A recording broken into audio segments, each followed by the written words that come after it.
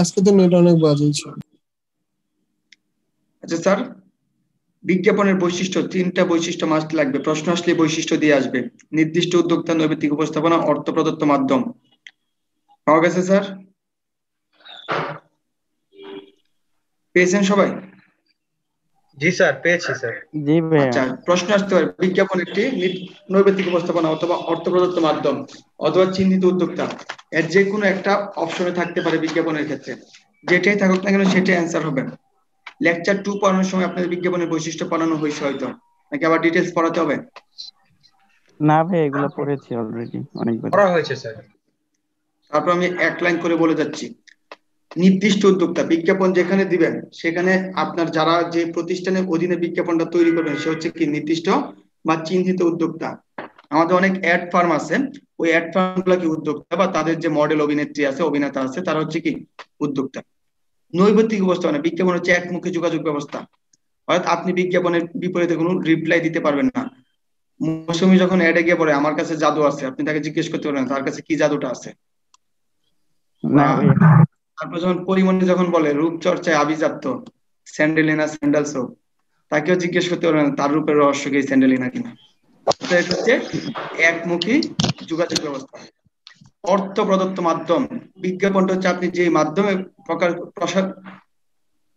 প্রকাশ করবেন সেটা কি একটা অর্থ প্রদত্ত মাধ্যম হবে, অর্থাৎ টাকার বিনিময়ে। যে টেলিভিশনে দিবেন ওই টেলিভিশন কোম্পানিকে আপনার টাকা দেওয়া লাগবে, অথবা যে পত্রিকায় দিবেন সেই পত্রিকাকে কি আপনার টাকা দেওয়া লাগবে। সো বিজ্ঞাপন কি একটা অর্থ প্রদত্ত মাধ্যম। ঠিক আছে স্যার? বিজ্ঞাপনের গুরুত্ব বা প্রয়োজনীয়, যদিও প্রয়োজনীয়তা, যদিও টপিকটার নাম গুরুত্ব কিন্তু এতটা গুরুত্বপূর্ণ না, একবার রিডিং করেন।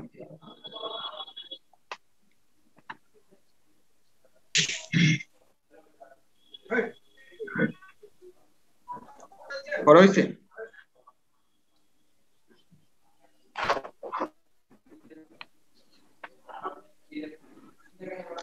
মাসে পড়ে নেবেন, কারণ গুরুত্ব কিন্তু গুরুত্বপূর্ণ না।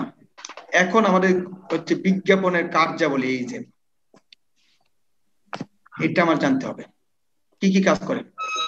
প্রতিযোগীদের থেকে পণ্যকে পৃথকভাবে তুলে ধরে, দেখবেন লাস্ট কি গর্জিয়াস ভাবে কারিনা কাপুরকে তুলে ধরে, আগে ক্যাটরিনা কাপুর কাপুর তার মানে প্রতিযোগী পণ্য থেকে কি আলাদা গর্জিয়াসনেস ফুটে ওঠে।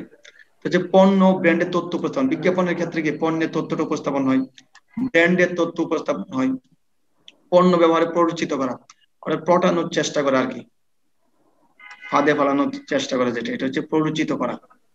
4 নম্বর, পণ্য বন্টনে সহায়তা করা, অর্থাৎ পণ্য বন্টনে সহায়তা করে বিজ্ঞাপন, কারণ বিজ্ঞাপন দিলে মানুষ পণ্য সম্পর্কে জানে, তো মানুষের ক্রয় করার আগ্রহ সৃষ্টি হয়। 5 নম্বর, আন্তর্জাতিক বাজার সম্প্রসারণ, যদি দেশের ভিতর খুব ভালো চলে তার ফলে কি আন্তর্জাতিক বাজারে সেটার চাহিদা বৃদ্ধি পাবে। ব্র্যান্ড অগ্রাধিকার ও আনুগত্য বৃদ্ধি, অর্থাৎ বিজ্ঞাপনের ফলে কি মানুষের ব্র্যান্ডের প্রতি একটা আগ্রহ সৃষ্টি হয়, তারপর কি তার ফলে কি আনুগত্যটা বৃদ্ধি পায়।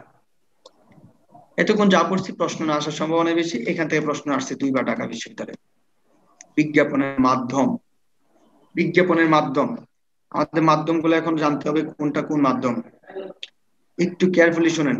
প্রিন্ট অ্যাডভার্টাইজমেন্ট, অর্থাৎ যেগুলো হচ্ছে প্রিন্টেড কপি আমাদের হাতে আসে ওইগুলোকে আমরা বলি কি প্রিন্ট অ্যাডভার্টাইজমেন্ট, যেমন পত্রিকা, সাময়িকী, প্রাচীরপত্র, প্রচারপত্র ইত্যাদি হচ্ছে কি প্রিন্ট অ্যাডভার্টাইজমেন্ট। দেখেন প্রিন্ট কিভাবে হয়। সংবাদপত্র, এটা কি আমাদের হাতে প্রিন্টেড কপি আসে না? কি অ্যান্সার করেন স্যার? জি ভাইয়া। আচ্ছা, যদি প্রিন্টেড কপি আসে তাহলে এটা প্রিন্টে চলবে, এটা আন্ডারলাইন করেন। বিজ্ঞাপনের সবচেয়ে প্রাচীন মাধ্যম, বিজ্ঞাপনের সবচেয়ে প্রাচীন মাধ্যম সংবাদপত্র, বিজ্ঞাপনের সবচেয়ে প্রাচীন মাধ্যম। বেশ, সংবাদপত্র প্রাচীন কেমন না একটু বিষয়টা? হ্যাঁ, সংবাদপত্র সবচেয়ে প্রাচীন। সংবাদপত্র কত বছর ধরে চলে? প্রায় 1600-1700 সাল থেকে সংবাদপত্র প্রচলন আছে। ও হুম, ওকে ভাইয়া, থ্যাংক ইউ। আচ্ছা তারপরে কি আছে? আচ্ছা ভাইয়া, একটা জিনিস, বইয়ে যে লেখা যে বিক্রয়, ওই যে বিক্রয় যুগ, তারপর কি যে সামাজিক যুগ, বিপণন যুগ, ওখানে যে লেখা আক্রমণাত্মক বিপণন কৌশল হিসেবে তারা রেডিওতে সর্বপ্রথম বিজ্ঞাপন দেওয়া শুরু করে। রেডিওতে সর্বপ্রথম বিজ্ঞাপন বলে না, বলে রেডিও বিজ্ঞাপনের প্রচলন শুরু হয়। কথাটা এইভাবে ও লিখে আছে, রেডিও বিজ্ঞাপনের প্রচলন শুরু হয়। ও ঠিক আছে? আচ্ছা, ওকে। আচ্ছা, এবার আসুন সাময়িকী। সাময়িকী হচ্ছে কি, আমাদের যে ম্যাগাজিন গুলো, এগুলো কি আমাদের প্রিন্টেড কপি আসে না ম্যাগাজিন গুলো? জি ভাইয়া। আপনারা যারা বিভিন্ন স্কুল কলেজে হয়তো আপনাদের অনেকেরই ম্যাগাজিন বের হয়েছে, সেন্ট জোসেফে যারা ছিলেন বা শাহিন কলেজ, ওই স্কুল কলেজে যারা ছিলেন তারা হয়তো ম্যাগাজিনের সাথে পরিচিত। এই ম্যাগাজিন গুলোতে দেখবেন বিজ্ঞাপন দেওয়া আছে, বা প্রথম আলোর সাথে রসালো বের হয়, ছুটির দিনে বের হয়, এগুলোতে দেখবেন বিজ্ঞাপন দেওয়া থাকে। তাহলে এগুলো হচ্ছে কি আমাদের কাছে প্রিন্টেড কপি আসে। প্রচারপত্র যেটা হ্যান্ডবিল বা লিফলেট, এটা কি প্রিন্টেড কপি দেয়। প্রাচীরপত্র, দেয়ালে যে পোস্টার লাগানো হয়, এগুলো কি প্রিন্টেড কপি আসে। এবার ব্রডকাস্ট, যেটা সম্প্রচার করা হয়, যেটা কি সম্প্রচার করা হয়, সেটাকে কি বলা হয়? ব্রডকাস্ট। কোন একটা চ্যানেলের মাধ্যমে সম্প্রচার হবে। টেলিভিশন, টেলিভিশন কার্যকরী মাধ্যম, অত্যন্ত সুপরিচিত কার্যকরী মাধ্যম, বিজ্ঞাপনের কার্যকরী মাধ্যম, আন্ডারলাইন করেন টেলিভিশন। এটা তুলনামূলক ব্যয়বহুল, আন্ডারলাইন করেন তুলনামূলক ব্যয়বহুল। রেডিও, জাস্ট খালি অডিও শুনবেন, ছবি দেখতে পারবেন না, ভিডিও দেখতে পারবেন না, অর্থাৎ কথা কার সাথে বলছেন সেটা বুঝতে পারবেন ছেলে না মেয়ে, কিন্তু চেহারা দেখার কোনো সুযোগ নেই। এটা হচ্ছে কি রেডিও। সিনেমা স্লাইড, সিনেমা স্লাইডটা কি আছে একটু দেখেন। সিনেমা স্লাইড হচ্ছে আমরা সিনেমার শুরুর আগে, শেষে বা সিনেমার মাঝামাঝিতে অনেকগুলো বিজ্ঞাপন দেখি, ওইটাকে কি বলা হয়? Cinema slide. বুঝতে পারছেন স্যার? জি ভাইয়া। তাহলে আসুন সিনেমা স্লাইডটা সম্পর্কে আমরা জানি, তো এটা আমরা কোনো আর কিছু পড়বো না। তারপরে কি আছে? ভাইয়া এফবিসিসিআই কি? কোনটা? এফবিসিসিআই। আমার চোখে এটা এখনো পড়ে নাই। ভাইয়া ওই যে উপরে federation of Bangladesh chamber of FBCCI, commerce. Federation of Bangladesh chamber of commerce and industries, federation of Bangladesh chamber of commerce and industries, জি ভাইয়া, ফেডারেশন বাংলাদেশের অফ সর্ববৃহৎ ব্যবসায়িক জোট। বাংলাদেশের যে কেন্দ্রীয় যে বণিক সমিতিটা আছে এটাকে বলা হয় FBCCI, federation of Bangladesh chamber of commerce and industries. এটার বর্তমান প্রধান হচ্ছেন শেখ ফজলে ফাহিম। শেখ ফজলে ফাহিম এটার প্রধান বর্তমানে চেয়ারম্যান। এটা কি পূর্ণরূপটা লিখে দিতে হবে? না ভাইয়া, জি ভাইয়া, দিলে ভালো হয়। আচ্ছা, একটু বলে নেমে লিখেন।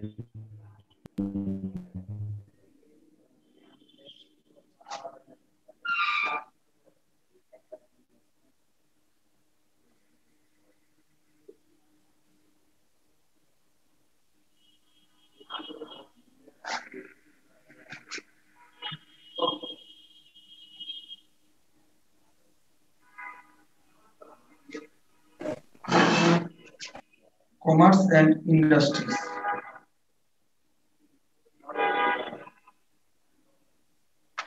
লেখা দেখা যায় sir? Federation of Bangladesh chamber of commerce and industries, FBCCI এর পূর্ণরূপ লিখে রাখুন, আর লিখতে না চাইলে স্ক্রিনশট দিয়ে রাখুন। এবার চলে আসুন পরে কি আছে।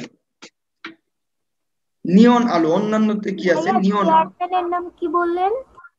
কোনটা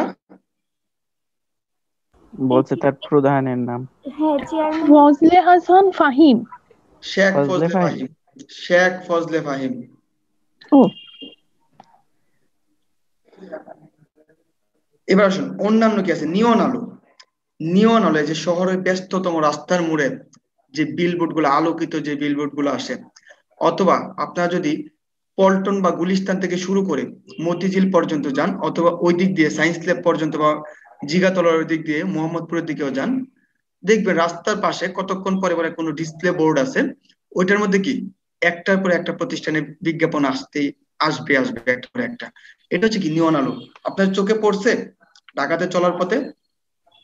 জি ভাইয়া। অভাব নেই স্যার, অভাব নেই। হ্যাঁ, অথবা লাইটিং যে বিলবোর্ড গুলো আছে এগুলো নিয়ন আলোতে চলে আসবে। আকাশ বিজ্ঞাপন এটা বলা হয়েছে, কোনো বিমানে যদি কোনো প্রতিষ্ঠানের লোগো নিয়ে উড়ে, অথবা কোনো ফানুস উড়ানো হয় কোনো প্রতিষ্ঠানের লোগো দিয়ে সেটা, অথবা কোনো বেলুন উড়ানো হয়। বাণিজ্য মেলায় দেখবেন বিভিন্ন কোম্পানি বেলুনটা একটু পজিটিভলি নেবেন, বাণিজ্য মেলায় বেলুন উড়ানো হয়, বেলুনের বিভিন্ন প্রতিষ্ঠানের লোগো লাগানো থাকে, তাহলে এটা কি হবে?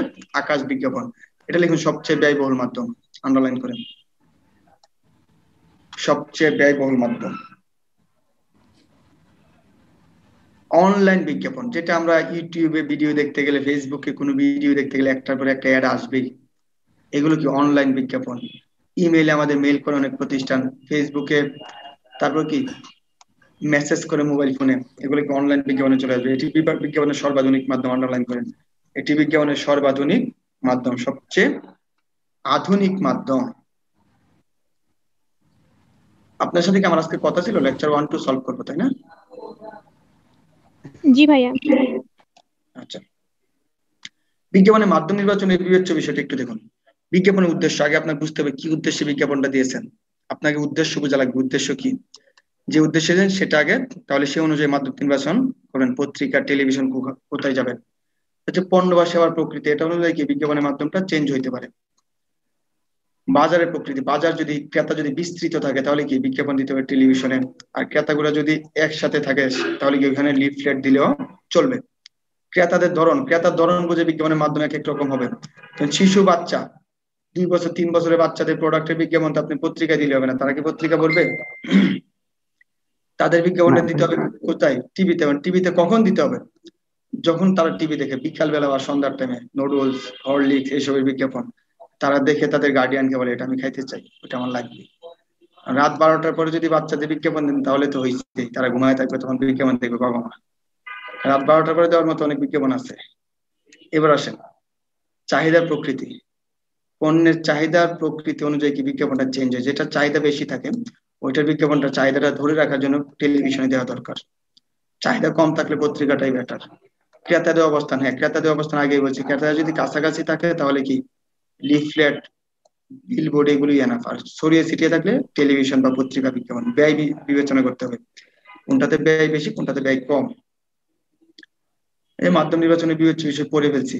সর্বোৎকৃষ্ট মাধ্যম নির্বাচন, এটা একটু দেখেন। আওতা, আওতা মানে হচ্ছে কতটুকু পরিমাণ কাভার করতে পারবে বিজ্ঞাপনটা, সেটা হচ্ছে কি আওতা। এখন আপনি যদি বিজ্ঞাপন দেন বিটিভিতে, তাহলে আওতা কতটুকু হবে আপনি বুঝে রাখেন। পরিবেশ শান্ত আছে, বাতাবি লেবুর ভালো ফলন হয়েছে, এতটুকু পর্যন্ত আওতা। আমরা কি বিটিভি দেখি? দেখি না। এটা হচ্ছে ক্রেতাদের আস্থা, উপর বেশি আছে সেটা বুঝতে হবে, আস্থা। কারণ আমরা কি অনলাইনের উপর আস্থাটা এখন কমে যাচ্ছে গুজবের কারণে দিন দিন। এ পর্যন্ত অনলাইনে গুজব করছি আমরা কয়বার? এটিএম শামসুজ্জামানকে এ পর্যন্ত আমরা 6 বারের মতো মেরে ফেলছি। মাধ্যমের ব্যয়, অর্থাৎ মাধ্যমের ব্যয়টা আপনার বিবেচনা করতে হবে, কোন মাধ্যমের ব্যয়টা কম কোনটা বেশি। সংবাদ পৌঁছানোর ক্ষমতা, কার পৌঁছানোর ক্ষমতা কত দ্রুত সেটা বুঝতে হবে, কার স্টেমিনাটা কেমন। বিজ্ঞাপনের উদ্দেশ্য, হ্যাঁ উদ্দেশ্যটা বিবেচনা করতে হবে, উদ্দেশ্য পূরণের সামর্থ্য, আপনি যে উদ্দেশ্যে যাচ্ছেন সেই উদ্দেশ্য পূরণের সামর্থ্য আছে কিনা। এবার প্রশ্ন বিক্রয় প্রশ্ন আমরা পড়ে ফেলছি, বিপণনের হাতিয়ার সমূহ পড়ে ফেলছি, তো এই পার্ট আমাদের শেষ। বলেন।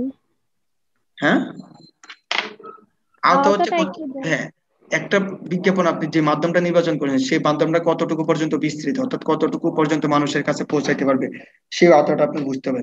আপনার নোয়াখালী একটা স্থানীয় পত্রিকা আছে, নাম জানি কি ভুলে গেছি, যশোরে মনে হয় করতো আছে। এই স্থানীয় পত্রিকা যদি বিজ্ঞাপন দেন তাহলে ওই এলাকা পর্যন্ত সীমাবদ্ধ থাকবে এটার আওতা। আপনি যদি টেলিভিশনে দেন, বিটিভিতে দেন, তাহলে বাংলাদেশ পর্যন্তই থাকবে। কিন্তু গত কিছুদিন আগে এই অসল মালটাকে আমরা রপ্তানি করছি ভারত পর্যন্ত দেখতে পারবে। এখন যদি ওই বিজ্ঞাপনটা যদি আপনি স্টার স্পোর্টসে দেন, টেন স্পোর্টসে দেন, সারা পৃথিবী ব্যাপী দেখতে পারবে। বুঝতে পারছেন এখন? জি ভাইয়া। আচ্ছা, আমি আপনাকে বলছিলাম একটা চার্ট দিব, তাই না স্যার? জি স্যার।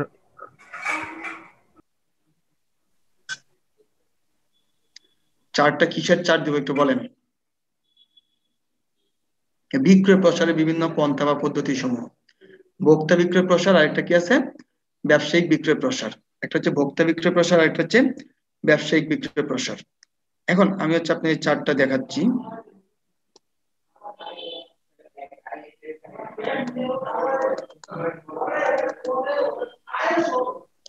দেখেন পাওয়া গেছে, কনজিউমার সেলস প্রমোশন ভোক্তা বিক্রয় প্রসার একটা চার্ট আছে, তারপর হচ্ছে ব্যবসায়ী বিক্রয় প্রসার একটা চার্ট আছে। ব্যবসা বিক্রয় প্রসারকে আমরা আবার দুই ভাগে ভাগ করছি, একটা হচ্ছে নরমালি যেটা করি ওইটা, আর একটা হচ্ছে ট্রেড শো বা বিনিময় বিক্রয় প্রসার। এই দুইটা ভাগে কি আমরা ভাগ করছি।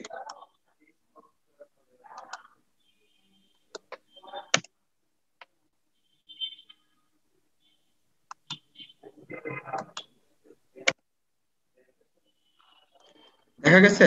স্ক্রিনশট রাখতে পারছেন এটার? জি ভাইয়া। জি ভাইয়া। এখন পারবেন তো? প্রশ্ন আসলে এখান থেকে একটু পড়ে নেন, আমি প্রশ্ন করবো এখান থেকে। ওকে, ব্যবসা বিক্রয় প্রসার লিখলে হয়েছে।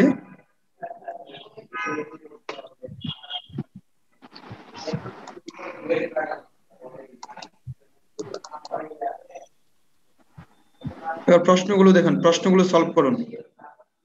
কি কি প্রশ্ন আছে? বিগত বছর প্রশ্ন আমরা সলভ করছিলাম মনে হয় না?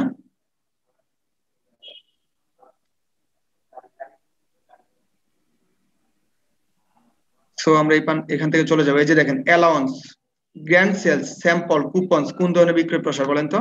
মাত্র পড়ছেন। ভোক্তা বিক্রয় প্রসার। সেলস কন্টেস্ট, ট্রেড শো কোন ধরনের বিক্রয় প্রসার?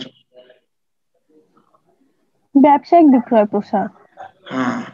সেলস প্রমোশন কোন ধরনের বিক্রয় প্রসার? ব্যবসায়িক। Direct marketing. ডিরেক্ট। এবার সেলস প্রমোশনের মেয়াদ কতদিন? আমি লিখে দিছিলাম সর্বোচ্চ 1 থেকে 7 দিন, কিন্তু 10 দিন হতে পারে। 10 দিন, ক্ষেত্র বিশেষে 10 দিন বলছি, নরমালি 1 থেকে 7 দিন। জি ভাইয়া, 1 সপ্তাহ। ওকে স্যার, আমরা তাহলে চলে যাই পরবর্তী লেকচার 7। এখন খেলাটা শুরু হবে এখান থেকেই। স্যার অনেক কঠিন ভাই, আমরা রেডি ভাইয়া, সমস্যা নেই। স্যার অনেক কঠিন নাকি? না, কঠিন না, আপনি একটু মেন্টালি স্ট্রং থাকবেন। কোন ধরনের এক্সাম্পল কোন দিকে যাবে তো ভাইয়া, আপনি এক্সাম্পল গুলো কিন্তু জোস হয় ভাইয়া। হ্যাঁ বলতেছি ভাই, এক্সাম্পল গুলো খুব সুন্দর হয়। প্রচার বলছিলাম, তৃতীয় পক্ষ বিনামূল্যে আপনার কাজটি করে দেবে। প্রচার বিজ্ঞাপনের মতো নৈবেদিক উপস্থাপন হয়, কিন্তু এখানে অর্থ প্রদত্ত হবে না। প্রচারটা কি অর্থ প্রদত্ত হবে না। অর্থাৎ টিভিতে একজন ডাক্তার ধরেন জন্ম নিয়ন্ত্রণের পদ্ধতি নিয়ে কথা বলছে, ওখানে উনি এসএমসি কিছু প্রোডাক্টের নাম বলছে। এই যে এসএমসি প্রোডাক্টের নামটা, এসএমসি কিন্তু তাকে টাকা দেয় নাই, কিন্তু তিনি এসএমসির নামগুলো বলছেন, তাহলে এসএমসি কি হয়েছে? প্রচার হয়েছে। এটা কি বিজ্ঞাপনের মতোই কাজ করছে, কিন্তু এসএমসি তাকে কোনো ধরনের টাকা দেয় নাই, তাহলে সেটা কি হয়ে যাবে? প্রচার। ঠিক আছে, প্রচার। হ্যাঁ, এটা তৃতীয় পক্ষের দ্বারা সংগঠিত। হ্যাঁ, এটা অবশ্যই তৃতীয় পক্ষের দ্বারা সংগঠিত হবে। তারপরে চলে আসেন পরবর্তীতে, প্রচারের বৈশিষ্ট্য সমূহ, অর্থ ব্যতীত সংবাদ উপস্থাপন, অর্থাৎ পণ্য সম্পর্কে অর্থ প্রদান ছাড়াই মানুষ আপনার পণ্য সম্পর্কে বলে দিবে। বিশ্বাসযোগ্যতা, এটা বিশ্বাসযোগ্যতা বেশি, কারণ আপনি যদি টাকা ছাড়া আমি আপনার পক্ষে কথা বলি, তাহলে মানুষ মনে করবে না, সে লোকটা আসলেই ভালো। বুঝতে পারছেন? তারপর আসেন দৃষ্টি আকর্ষণ, ক্রেতাদের দৃষ্টিতে বেশি আকর্ষণ করে, ব্যাপক জনগণের নিকট উপস্থাপন করে। হ্যাঁ, এটা ব্যাপক জনগণের নিকট উপস্থাপন করা হয়। এবার আসেন বিজ্ঞাপন ও প্রচারের মধ্যে পার্থক্য, জাস্ট একটু ভাষায় পড়ে নেবেন। ব্যক্তিক বিক্রয়, এখান থেকে শুরু আমাদের কাজ। ব্যক্তিক বিক্রয় কি আছে একটু দেখেন তো স্যার। কত পেজ স্যার? ভাই স্যার, লেকচার নাম্বার পেজ ভুলে গেছেন? 19। ইন্নালিল্লাহ, এরকম কথা আপনি ভুলে গেছেন। 19 পেজ, 19 পেজ আসছেন। ব্যক্তিক বিক্রয় বা পার্সোনাল সেলিং। ব্যক্তিক বিক্রয়টা কি জিনিস? ব্যক্তিক বিক্রয় হচ্ছে ক্রেতার মুখোমুখি হয়ে ক্রেতাকে পণ্য বিক্রির চেষ্টা করে কি বলা হয়? ব্যক্তিক বিক্রয়। অর্থাৎ ক্রেতার সামনাসামনি গিয়ে তার বিভিন্ন কৌশল প্রয়োগ করে পণ্য বিক্রয়ের চেষ্টাকে বলা হয় ব্যক্তিক বিক্রয়। অর্থাৎ আপনার সামনে একজন ক্রেতা আসছে, সরাসরি ক্রেতার কাছে পণ্য বিক্রি করবেন, আপনার বিভিন্ন কৌশল প্রয়োগ করে তাকে পটিয়ে তার নিকট পণ্য বিক্রি করবেন, সেটাকে বলে ব্যক্তিক বিক্রয়। এটা আন্ডারলাইন করেন, এটি দ্বিমুখী যোগাযোগ পদ্ধতি। এটার পাশে আবার লিখেন, ক্রেতা বিক্রেতাকে অবশ্যই চিনবে। যেহেতু আপনার সামনে আপনি আসছেন, দুইজন সামনাসামনি হয়েছেন, এখন যদি না চিনেন তাহলে আপনি হতভাগ্য। ক্রেতা বিক্রেতাকে অবশ্যই চিনবে। ব্যক্তিক বিক্রয়ের ক্ষেত্রে ক্রেতা বিক্রেতাকে অবশ্যই চিনবে। বিক্রেতা ক্রেতার সামনে আসবে, অবশ্যই আসবে। বিক্রেতা ক্রেতার সামনে আসবে। দেখছেন স্যার? জি ভাইয়া লিখছি। আচ্ছা এখানে একটা লাইন আছে না, everyone lives by selling something, আছে? জি স্যার। জি ভাইয়া। এই কথাটা কে বলছে জানেন? Robert Luis Stevenson. Robert Luis Stevenson, everyone lives by selling something, এই কথাটা বলছে রবার্ট লুইস স্টিভেনসন। লিখে দিতে হবে? খুবই সহজ নাম, একটু লেখা দেন ভাইয়া। সহজ জি নামটা ভাইয়া, লিখে দিব? Same reaction. জি ভাইয়া। রবার্ট লুয়েকশন। রবার্ট পর্যন্ত লেখা বুঝছি, দিন তারপর আপনি। কি লুই? বাবা মার নাম খুঁজে পাইলো না। Lewis, okay. Robert Luis Stevenson.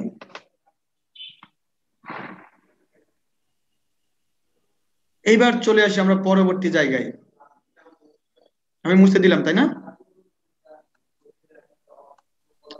দেখেন, ব্যক্তি বিক্রয়ের 7টা ধাপ আছে। ব্যক্তি বিক্রয় করার ক্ষেত্রে কিছু একটা প্রক্রিয়া আছে। সবকিছু তো প্রক্রিয়ার মধ্যে দিয়ে চলে, দুনিয়ার সবকিছু প্রক্রিয়ার মধ্যে দিয়ে চলে। আপনি প্রেম করতে গেলে প্রক্রিয়ার মধ্যে দিয়ে চলতে হবে। প্রথম মেয়েকে ভালো লাগতে হবে, তারপর কি তার পিছনে কিছুদিন ঘুরতে হবে, তাকে আপনার পটানোর চেষ্টা করতে হবে, আলটিমেটলি শেষ পর্যন্ত প্রপোজ করতে হবে। তো ওইভাবে কি একটা ধাপ আছে ব্যক্তি বিক্রয়ের ক্ষেত্রে। শুরুতে যেটা আছে প্রসপেক্টিং এন্ড কোয়ালিফাইং, সম্ভাব্য ক্রেতা চিহ্নিত করা। এটার পাশে কি আন্ডারলাইন, এটার পাশে লিখেন প্রথম ধাপ, এটার পাশে লিখেন প্রথম ধাপ। আর ফলো আপের পাশে লিখুন শেষ ধাপ। ফলো আপের পাশে লিখুন শেষ ধাপ। ফলো আপের পাশে লিখুন শেষ ধাপ। শুরুতে প্রসপেক্টিং এন্ড কোয়ালিফাইং, সম্ভাব্য ক্রেতা চিহ্নিত করা, অর্থাৎ সম্ভাব্য কার কাছে পণ্যটা বিক্রি করবেন সেটা আগে চিহ্নিত করবেন। প্রেম করার ক্ষেত্রে সেম কাজই করেন। প্রথমে মেয়েটাকে চিহ্নিত করতে হবে, কার সাথে প্রেম করব সেটা আগে বের করতে হবে। প্রি অ্যাপ্রোচ, পূর্ব প্রস্তুতি। এবার আপনি পূর্ব প্রস্তুতি নেন পণ্যটা বিক্রি করার জন্য, কি কি লাগবে আপনার পণ্য, অ্যাডভার্টাইজমেন্ট, যত কিছু করা লাগে। আপনার যদি কোনো মেয়েকে ভালো লাগে, তাকে পটাইতে লাগে, আপনার কি কি লাগবে সেটা আগে করতে হবে। আপনাকে একটু গর্জিয়াস ভাবে থাকতে হবে, কয়েকদিন বলে দেন। ভদ্রভাবে থাকতে হবে, কারণ অভদ্র মানুষের সাথে মানুষ প্রেম করেন না, একটু ভদ্র মানুষ খুঁজে নেই সবাই। যেমন আমার মতো। ভাই একদম আপনার মতো ভদ্র। আমার মতো ভদ্র মানুষ লাগবে। তারপর হচ্ছে অ্যাপ্রোচ। এবার আপনার চেষ্টা করবেন। অ্যাপ্রোচ মানে হচ্ছে কি চেষ্টা করা, অর্থাৎ ক্রেতার সামনে গিয়ে পণ্যটি বিক্রি করার চেষ্টা করবেন আপনি, সেটা হচ্ছে কি অ্যাপ্রোচ। ক্রেতার সামনে গিয়ে পণ্যটি বিক্রি করার চেষ্টা করেন, দেন 300 টাকা এনার্জি লাইট 100 টাকা, তারপরে মানুষ কিনতে চায় না, তা আপনি চেষ্টা করবেন। হয়তো মেয়ের সামনে গিয়ে আপনি একটু চেষ্টা করেন, তাকে বুঝাবেন তাকে আপনি ভালোবাসেন, বা তারপর যে আপনার ফিলিংসটা অনেক বেশি, এরকম আর কি। তারপর হচ্ছে presentation and demonstration. Presentation and demonstration, presentation and ডেমনস্ট্রেশনটা হচ্ছে তার সামনে তথ্য প্রতিবেদন উপস্থাপন করা, অর্থাৎ তার নিকট কি আপনার তথ্য উপস্থাপন করা। পণ্য ক্রয়ের ক্ষেত্রে ক্রেতার সামনে কি আপনার তথ্যগুলো উপস্থাপন করা, কি কি হবে, পণ্য কেমন, খারাপ না ভালো। আপনি প্রেম করার ক্ষেত্রে, বিয়ে করার ক্ষেত্রে সেম কাজই, আপনাকে তথ্যগুলো জানাইতে হয়। আমি এরকম করছি, এমন এমন, আমি জীবনে কোনো মেয়ের দিকে তাকাই নাই, মেয়ে দেখা তো দূরের কথা, এরকম। হ্যান্ডলিং অবজেকশন, এবার হচ্ছে আপনার বিরুদ্ধে অনেক অভিযোগ আসবে, পণ্যের ক্ষেত্রে অনেক অভিযোগ আসবে, এই অভিযোগগুলোকে আপনার সামলাতে হবে। এটা দুই ভাগে পারেন, একটা হচ্ছে লজিক্যাল আর একটা হচ্ছে সাইকোলজিক্যাল। অবজেকশন সমাধানের উপায় হচ্ছে দুইটা লিখে রাখবেন, একটা হচ্ছে লজিক্যাল যৌক্তিক, আর একটা হচ্ছে সাইকোলজিক্যাল বা মনস্তাত্ত্বিক। দুই ভাগে এটা সমাধান করবেন, লজিক্যাল এবং যৌক্তিক। কেউ এসে বলল আপনার পণ্যটি খারাপ, আপনি তাকে লজিক্যালি যদি সমাধান দিতে পারেন, বলেন ভাই পণ্য হয়তো খারাপ হয়ে গেছে, কারণ আমরা একসাথে শত শত পণ্য তৈরি করি, এটা খারাপ হয়ে যেতে পারে। তার মানে কি এটা লজিক্যাল দিয়ে দিলেন, সবগুলো তো ভালো হয় না, এই দুই একটা খারাপ হয়, এটা একটা লজিক্যাল সমাধান দিলেন। এটা আপনার ছেলে দেখার ক্ষেত্রে কি কথা বলতে পারে, ছেলে তো সিগারেট খায়, না আমি তো সিগারেট খাই, বন্ধু বান্ধবের সাথে হয়তো দেখছেন ধোয়া উঠছে আমার মুখ দিয়ে, এরকম আর কি। এটা বোঝানো, এটা হচ্ছে লজিক্যাল। আর মনস্তাত্ত্বিক বা সাইকোলজিক্যালটা হচ্ছে আপনার ক্রেতাকে বুঝাবেন, দেখেন ভাই পণ্যটা হচ্ছে আমি বিক্রি করি, এটা আমার পেট চলে, সংসার চলে, এই পণ্যটা খারাপ হয়েছে ভাই, এটা তো হওয়ার কথা না, হয়তো কোনো একটা সমস্যা হয়েছে, এটা এবারের মতো মাফ করে বুঝেন একটু, মানে এরকম ভাবে তাকে হচ্ছে একটু ইমোশনালি ব্ল্যাকমেল করে, এটা কি সাইকোলজিক্যাল। এটা আপনারা খুব ভালো পারেন, এটা আমি জানি। এবার আসুন ক্লোজিং বা শেষ করা।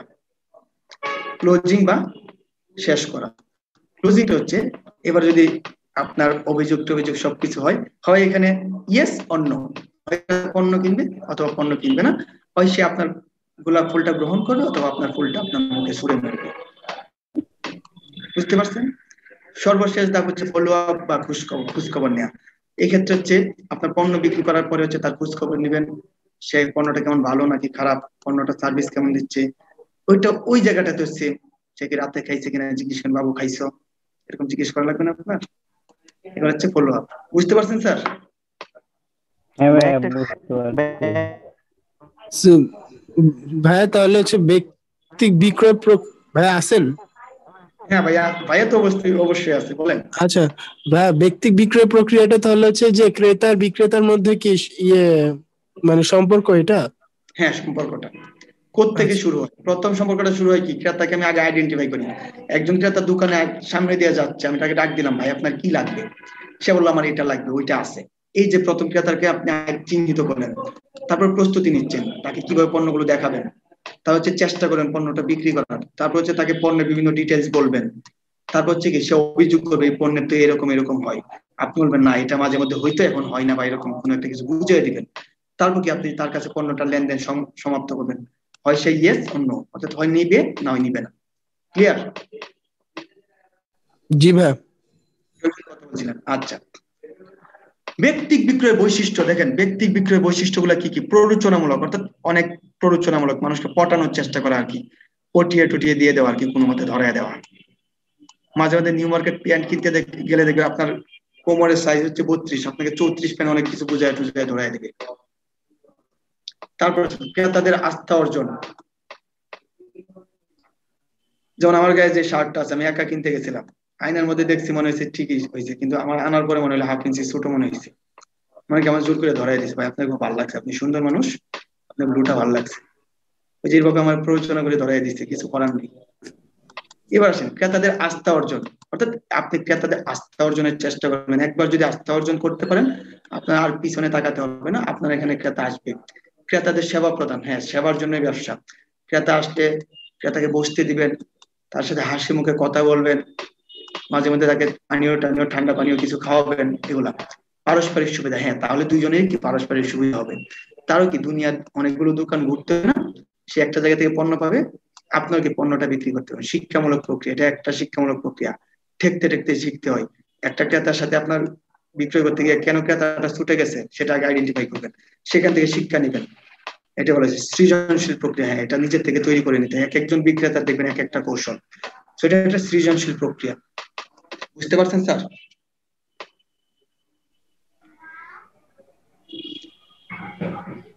বিক্রয়িকতা, বিক্রেতার যে গুণাবলীটা আছে তাকে বলা হয় কি বিক্রয়িকতা। বিক্রেতার যে গুণাবলী আছে তাকে বলা হয় বিক্রয়িকতা। বিক্রেতার যে পার্টিকুলার যে গুণাবলীটা সেটাকে বলা হয় বিক্রয়িকতা। কোন একটা পার্টিকুলার বা বিক্রয়িকতার সংজ্ঞাটা লিখেন, কোন একটা পার্টিকুলার ব্যক্তির, কোন একটা নির্দিষ্ট বা পার্টিকুলার ব্যক্তির কারণে বিক্রয়ের পরিমাণ বেড়ে যাওয়াকে বলা হয় বিক্রয়িকতা। কোন একটা ব্যক্তির বা পার্টিকুলার ব্যক্তির গুণাবলীর কারণে বিক্রয় বেড়ে যেটা যাওয়া, বললেন স্যার বিক্রয় কর্মীর গুণাবলীকে বিক্রয় কথা বলে স্যার, এটা কি শর্ট ফর্ম? এটা হচ্ছে শর্টকাট। ভাই আরেকবার বলবেন? কোন পার্টিকুলার বা নির্দিষ্ট ব্যক্তির গুণাবলীর কারণে বিক্রয়ের পরিমাণ বেড়ে যাওয়াকে বলা হয় বিক্রয়িকতা। কোন একটা বিক্রয় কর্মীর বা পার্টিকুলার ব্যক্তির গুণাবলীর কারণে বিক্রয় বেড়ে যাওয়াকে বলা হয় কি বিক্রয়িকতা। কেউ একজন বিজনেস করে, সে মেয়েদের কসমেটিক্স বিজনেস করে, মেয়েরা দোকানের সামনে দিয়ে যাওয়ার আগে যে একটা আপু বলে ডাক দেয় মেয়েরা, সে আপু ডাক শুনে তার দোকানে চলে আসে, এই যে তার কারণে পণ্যটা বিক্রি হচ্ছে, সেটা কি তার একটা বিক্রয়িকতা। বুঝতে পারছেন? বুঝে গেছে স্যার? জি স্যার। আচ্ছা, এই অ্যান্সারটা আমি কোন মেয়েদের পক্ষ থেকে চেয়েছিলাম, ধন্যবাদ যে অ্যান্সারটা করছেন। আচ্ছা, বিক্রয়িকতার ক্ষেত্রে এখানে বিক্রেতাকে আপনি চিনতে পারেন নাও চিনতে পারেন, সমস্যা নেই।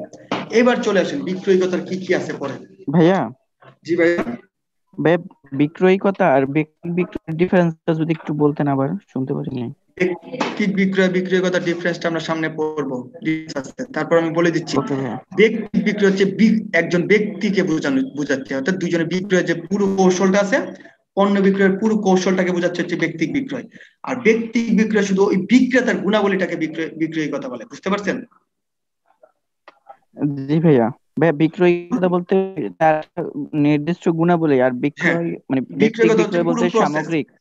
হ্যাঁ, সামগ্রিক, অর্থাৎ আপনি একটা জি নাম ভাইয়া। কে বলছেন, হাসান, এই জি হাসানের ভাইয়া। পুরো বডিটা হচ্ছে কি বিক্রয় কথা, আর হাসানের যে মুখটা দিয়ে কথা বলছে এই মুখটা হচ্ছে কি তার বিক্রয় কথা, বুঝতে জি পারছেন? আর ভাইয়া, মুখ পুরো দিয়ে বডিটা হচ্ছে বুঝছি। ব্যক্তিক বিক্রয়। এখন বুঝতে পারছেন? জি ভাইয়া, ওকে, থ্যাংক ইউ আচ্ছা, ভাইয়া। ওয়েলকাম। এবার চলে আসেন প্রত্যক্ষ বিপণন বা ডিরেক্ট মার্কেটিং। প্রত্যক্ষ বিপণন বা ডিরেক্ট মার্কেটিং, এখানে সবকিছু ডিরেক্ট চলবে, এখানে কোনো কিছু ইনডিরেক্ট চলবে না।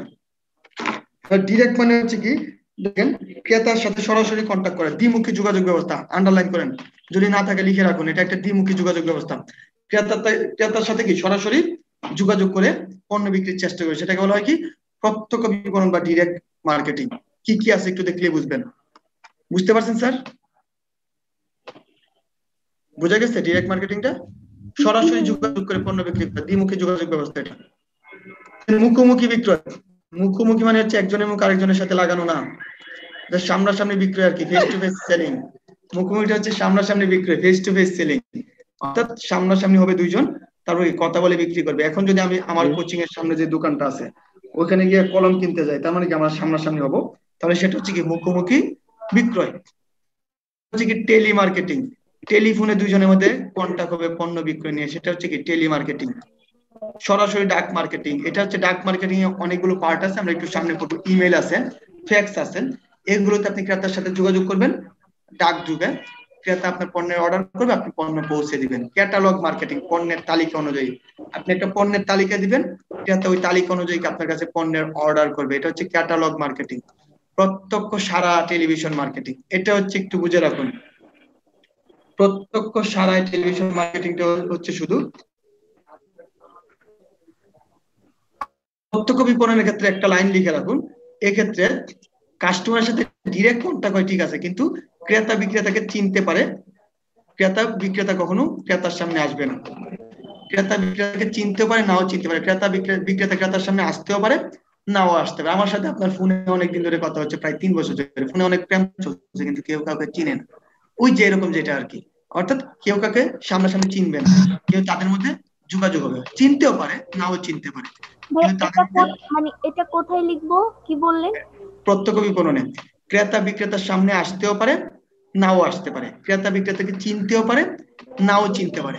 এই যে আপনারা এতজন ক্লাস করছেন আমার সামনে, হয়তো আমি আপনাদের অনেককে দেখছি বিভিন্ন জায়গায় বা দেখা হবে, কিন্তু নাই চিনতে পারি, স্বাভাবিক কিছু, কিন্তু আপনার সাথে কিন্তু আমার কথা হচ্ছে রেগুলার, প্রতি সপ্তাহে একদিন করে, কিন্তু কি আমি আপনাদেরকে নাও চিনতে পারি, না চিনার সম্ভাবনা বেশি, তাহলে সেটা কি হবে প্রত্যক্ষ বিপণনের মতো। বুঝতে পারছেন স্যার?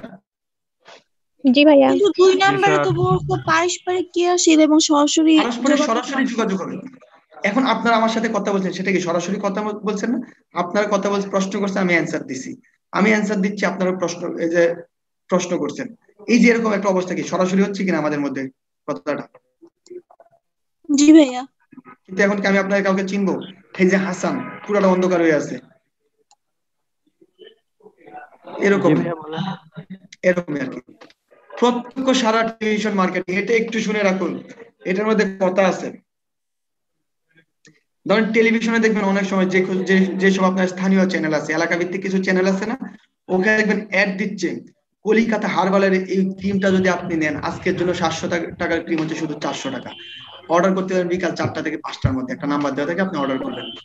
এই যেটা কি প্রত্যক্ষ সারা বিপণন, এটার মধ্যে এইসব অ্যাডই বেশি দেয়, নিচে দিয়ে দেখবেন আপনি বিভিন্ন সমস্যার কথা বলা আছে আপনার, আপনি কি এমক জায়গায় দুর্বল কিনা, এইসবে দুর্বল, তো আপনার জন্য এই ক্রিমটা লাগবে, ওইটা লাগবে, এখানে বলা আছে কি আপনার এই মুহূর্তে ডিরেক্ট অর্ডার করতে হলে ওই নাম্বারে কল করুন। এই যে এটা বলা হচ্ছে, এটা কি প্রত্যক্ষ সারা টেলিভিশন মার্কেটিং, মানে টেলিভিশনের নিচ দিয়ে আপনাকে অ্যাড গুলা দেখাচ্ছে, আপনি ওখান থেকে অর্ডার করছেন পণ্যটা। বুঝতে পারছেন স্যার? ভাইয়া যদি সংজ্ঞাটা লিখতে চাই তাহলে কিভাবে লিখবো? টেলিভিশনে বিজ্ঞাপন দেখার সাথে সাথে ওখানে এই যে ডিরেক্ট তাদের সাথে কথা বলে পণ্য অর্ডার করাকে কি বলা হয় প্রত্যক্ষ সারা টেলিভিশন মার্কেটিং। অর্থাৎ আপনি একটা বিজ্ঞাপন দেখছেন, বিজ্ঞাপনের নিচে একটা নাম্বার দেওয়া আছে, ওই নাম্বারে আপনি ডিরেক্ট কন্ট্যাক্ট করতে পারছেন। অর্থাৎ বিজ্ঞাপন দেওয়ার সাথে সাথে কি প্রতিষ্ঠানের সাথে যখন আপনি সরাসরি কন্ট্যাক্ট করতে পারবেন, সেটা হয়ে যাবে প্রত্যক্ষ সারা টেলিভিশন। বুঝতে পারছেন? জি ভাইয়া, একদম। কিওস্ক মার্কেটে একটা মেশিন থাকবে, মেশিনে গিয়ে আপনি পণ্যের অর্ডার করবেন, আপনার কাছে পণ্য চলে আসবে, এটাকে কিওস্ক মার্কেটিং। এখন আপনার ডাচ বাংলা ব্যাংকে রিসেন্টলি গেছেন কিনা আমি জানি না, গেলে ওখানে একটা ডিসপ্লে বোর্ড আছে, ওখানে গিয়ে আপনার ক্লিক করতে হয় কি কি লাগবে। আপনার টাকা জমা দিবেন, ওয়ালাইকুম আসসালাম, টাকা জমা দিবেন, ব্যাংকে ইনফরমেশন দিবেন নাকি অ্যাকাউন্ট ওপেন করবেন, অনেকগুলো অপশন আছে আপনার সামনে।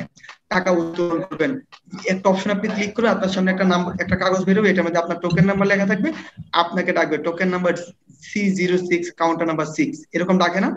সেটা হচ্ছে one types of kiosk marketing, পুরোটা মেশিনের মাধ্যমে হবে। বুঝতে পারছেন স্যার? ভাইয়া আবার একটু বলবেন? কিওস্ক মার্কেটিং হচ্ছে সম্পূর্ণ প্রসেসটা মেশিনের মাধ্যমে। আপনি পণ্য ক্রয় করবেন বা আপনার পণ্যের অর্ডারটা মেশিনে দিবেন, আপনার এলাকার একটা মেশিন থাকবে, ওই মেশিনে গিয়ে আপনি ক্লিক করবেন, কি কি পণ্য লাগবে আপনার কাছে চলে আসবে। অথবা আমাদের দেশে এখন এটা শুরু হয় না, আমাদের দেশে ব্যাংকগুলো শুরু করছে, ডাচ বাংলা ব্যাংক টোটালি শুরু করে দিয়েছে। আপনি ডাচ বাংলা ব্যাংকের কোন একটা আউটলেটে যান, আপনার সামনে একটা মেশিন আসবে, ওই মেশিনে এটিএম বুথের মতো একটা মেশিন আসবে, ওখানে আপনি ক্লিক করবেন, আপনার কি লাগবে, ইনফরমেশন লাগবে নাকি ব্যাংকে অ্যাকাউন্ট ওপেন করবেন নাকি আপনার ক্রেডিট কার্ডের জন্য আসছে নাকি টাকা জমা দেওয়ার জন্য, দেন আপনি একটা ক্লিক করবেন, টাকা জমা দিবেন। টাকা জমা দিবেন, ক্লিক করার পরে কি আপনার সামনে একটা কাগজ চলে আসবে, এখান থেকে একটা কাগজ বেরোবে, এখানে আপনার টোকেন নাম্বার লেখা থাকবে C06 C07, তারপর আপনাকে ডাকবে 07 কাউন্টার নাম্বার 6 কাউন্টার নাম্বার 4, এরকম ভাবে। এটা হচ্ছে ভাই কি একটু নয়েজ বুঝতে হচ্ছে পারছেন ভাই, স্যার? একটু জি ভাই, মিউট করে দেন সবাইকে। আমি মিউট করে দিলাম সবাইকে। এবার আসেন অনলাইন মার্কেটিং। অনলাইন তো আমরা এটা অভ্যস্ত, অ্যাপস এর মাধ্যমে মার্কেটিং করছি, ফেসবুকে, ইউটিউবে, টুইটারে, অনেক কিছু। আর সাকিব আপনি হ্যান্ড রেজ করছেন, কিছু একটা বলেন।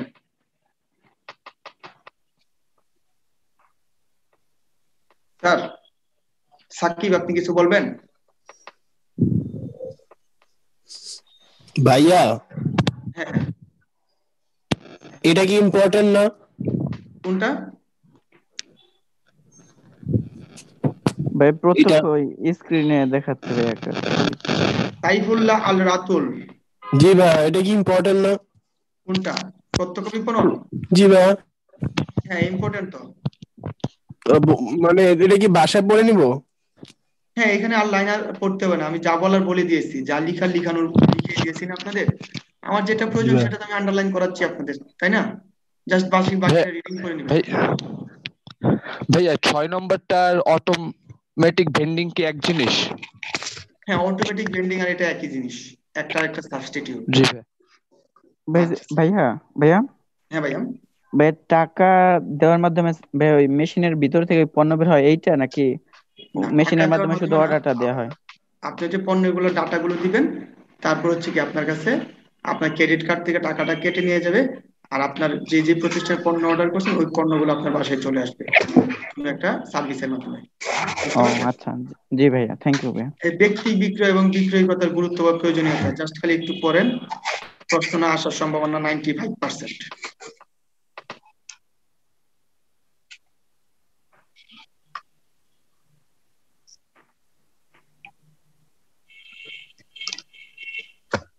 কোনটা থেকে আসবে না প্রশ্ন? আসবে না বলছেন, না আসার সম্ভাবনা 95%। আমি ডিরেক্ট কোনো কথা বলি না, বুঝছেন? ওরে পেছে পড়তে চাই না তো। ব্যক্তি বিক্রয় বা বিক্রয়কতার গুরুত্ব বা প্রয়োজনীয়তা, এটা ডিরেক্ট কাউকে কখনো কিছু বলবে না, আশা দিবেন না। যদি না পারেন মনে করেন সে কষ্ট হবে। ভাইয়া আপনার ফেভারিট টপিকটা আসতেছে, আদর্শ বিক্রয় কর্মীর গুণাবলী। হ্যাঁ, ওইটার জন্য আমি অপেক্ষা করছি ভাই, জি ভাইয়া, অনেক দিন ধরে এটার জন্য অপেক্ষা করে আছি আমি। জি ভাইয়া, বিগত 1 বছর ধরে। ব্যক্তি বিক্রয় বা বিক্রয়কতার গুরুত্ব বা প্রয়োজনীয়তা, এটা জাস্ট পড়ে ফেলছেন, পড়া হয়েছে আপনাদের? অলমোস্ট। হ্যাঁ পড়ছি হ্যাঁ। জি ভাই, সব বলে ফেলছে একদম। আচ্ছা, আদর্শ বিক্রয় কর্মীর গুণাবলী খুবই খুবই ইম্পর্টেন্ট। এই লেকচারের সবচেয়ে বেশি ইম্পর্টেন্ট টপিক হচ্ছে এটা, আদর্শ বিক্রয় কর্মীর গুণাবলী। এই লেকচারের সবচেয়ে বেশি গুরুত্বপূর্ণ টপিক হচ্ছে এটা, আদর্শ বিক্রয় কর্মীর গুণাবলী। এবার আসেন আদর্শ বিক্রয় কর্মীর গুণাবলী কি কি আছে। এখানে 4 ধরনের গুণাবলী আছে: শারীরিক গুণাবলী, মানবিক গুণাবলী, নৈতিক গুণাবলী, আর একটা হচ্ছে অন্যান্য গুণাবলী। শারীরিক গুণাবলী হচ্ছে যে গুণাবলী হচ্ছে মানুষের শরীরে থাকে, অর্থাৎ মানুষের এক একটা মানুষের কি আলাদা আলাদা হয় বিভিন্ন শরীরের ঘটনার কারণে, সেটা হচ্ছে কি শারীরিক গুণাবলী। সুদর্শন চেহারা, সুন্দর চেহারা হলে কি মানুষকে আকৃষ্ট করা সহজ হয়। দেখবেন ছেলেদের ফ্যাশন হাউস গুলোতে সুন্দরী মেয়েদের রাখেন, কেন যেন ছেলেদের আকর্ষণ করতে পারে। মেয়ে সুন্দর না হইলে জোর করে হলেও সুন্দর বানায়, টাকা করে যেভাবে হোক সুন্দর বানাইতে হবে। এই যে এটা কি একটা সুদর্শন চেহারা কাজে লাগাচ্ছে। মেয়েদের কসমেটিক্স বা মেয়েদের প্রোডাক্ট যেখানে বিক্রি করে ওখানে খুবই স্মার্ট সুদর্শন ছেলেদের রাখে, দাড়ি টাড়ি খুব স্টাইল করে রাখে, যেন মেয়েরা দেখে কি একবার দোকানে ঢুকে না, ছেলেটাকে দেখেনি, এই ছেলে দেখতে গিয়ে পণ্য কিনে নিয়ে আসে আর কি। আলটিমেটলি কিছুই হয় না। ওটা হচ্ছে কি সুদর্শন চেহারা। ভাই আপনি কখনো গেছেন? আমি গেছি না, বহু গেছি। এবার আসেন, জি ভাই। আমি তো লেকচার 3 আপনাদের পড়াই নাই, এই কারণে বলতাম। প্রভাবিতকরণ পড়ছেন না, এই যে ক্রেতার পণ্য গ্রহণের উপর, পণ্য ক্রয়ের উপর প্রভাব বিস্তারকারী উপাদান পড়ছেন একটার মধ্যে, প্রভাব বিস্তারকারী। হ্যাঁ ভাইয়া, ব্যষ্টিক আর সামষ্টিক। না, লেকচার 3 তে একটা টপিক আছে পণ্য ক্রয়ের উপর প্রভাব বিস্তারকারী উপাদান। ওই যে পক্ষগুলোকে ইউজার, ডিসাইডার। জি ভাইয়া পড়েছি। এরকম এখানে একটা আছে না প্রভাব বিস্তারকারী পক্ষ, কে প্রভাবিত করে ওইটা। আর এরকম প্রভাব বিস্তার করে, ভাই আপনাকে খুব সুন্দর লাগছে এরকম বলবে। আর যদি একটা মেয়ে যদি একটা ছেলেকে বলে ভাই আপনাকে স্যার আপনাকে খুব সুন্দর লাগছে, তার যদি ভালো না লাগে সে পণ্যটা ক্রয় করতে চেষ্টা করে। কি প্রত্যেকেরই, আর কিছু না। তারপর আসেন সুদর্শন চেহারা, সুস্বাস্থ্য, স্বাস্থ্যবান হতে হবে। একবারে এমন মোটা হইতে পারবে না যেটা বস্তার মতো, এরকম না। একটা স্লিম অর্থাৎ একটা পারফেক্ট বডি ফিগার আর কি, যেটা সিক্স প্যাক বলেন আর কি আপনারা, ওই রকম টাইপ হলে কি মানুষ তার প্রতি আগ্রহ বাড়ে। সুস্বাস্থ্য হলে কি একজন বিক্রয়কর্মী বেশি পরিশ্রমও করতে পারে, এটা বলা হচ্ছে সুস্বাস্থ্য। আমার মতে এরকম হালকা পাতলা মানুষ হইলে চলবে না। এবার আসুন সুঅভ্যাস।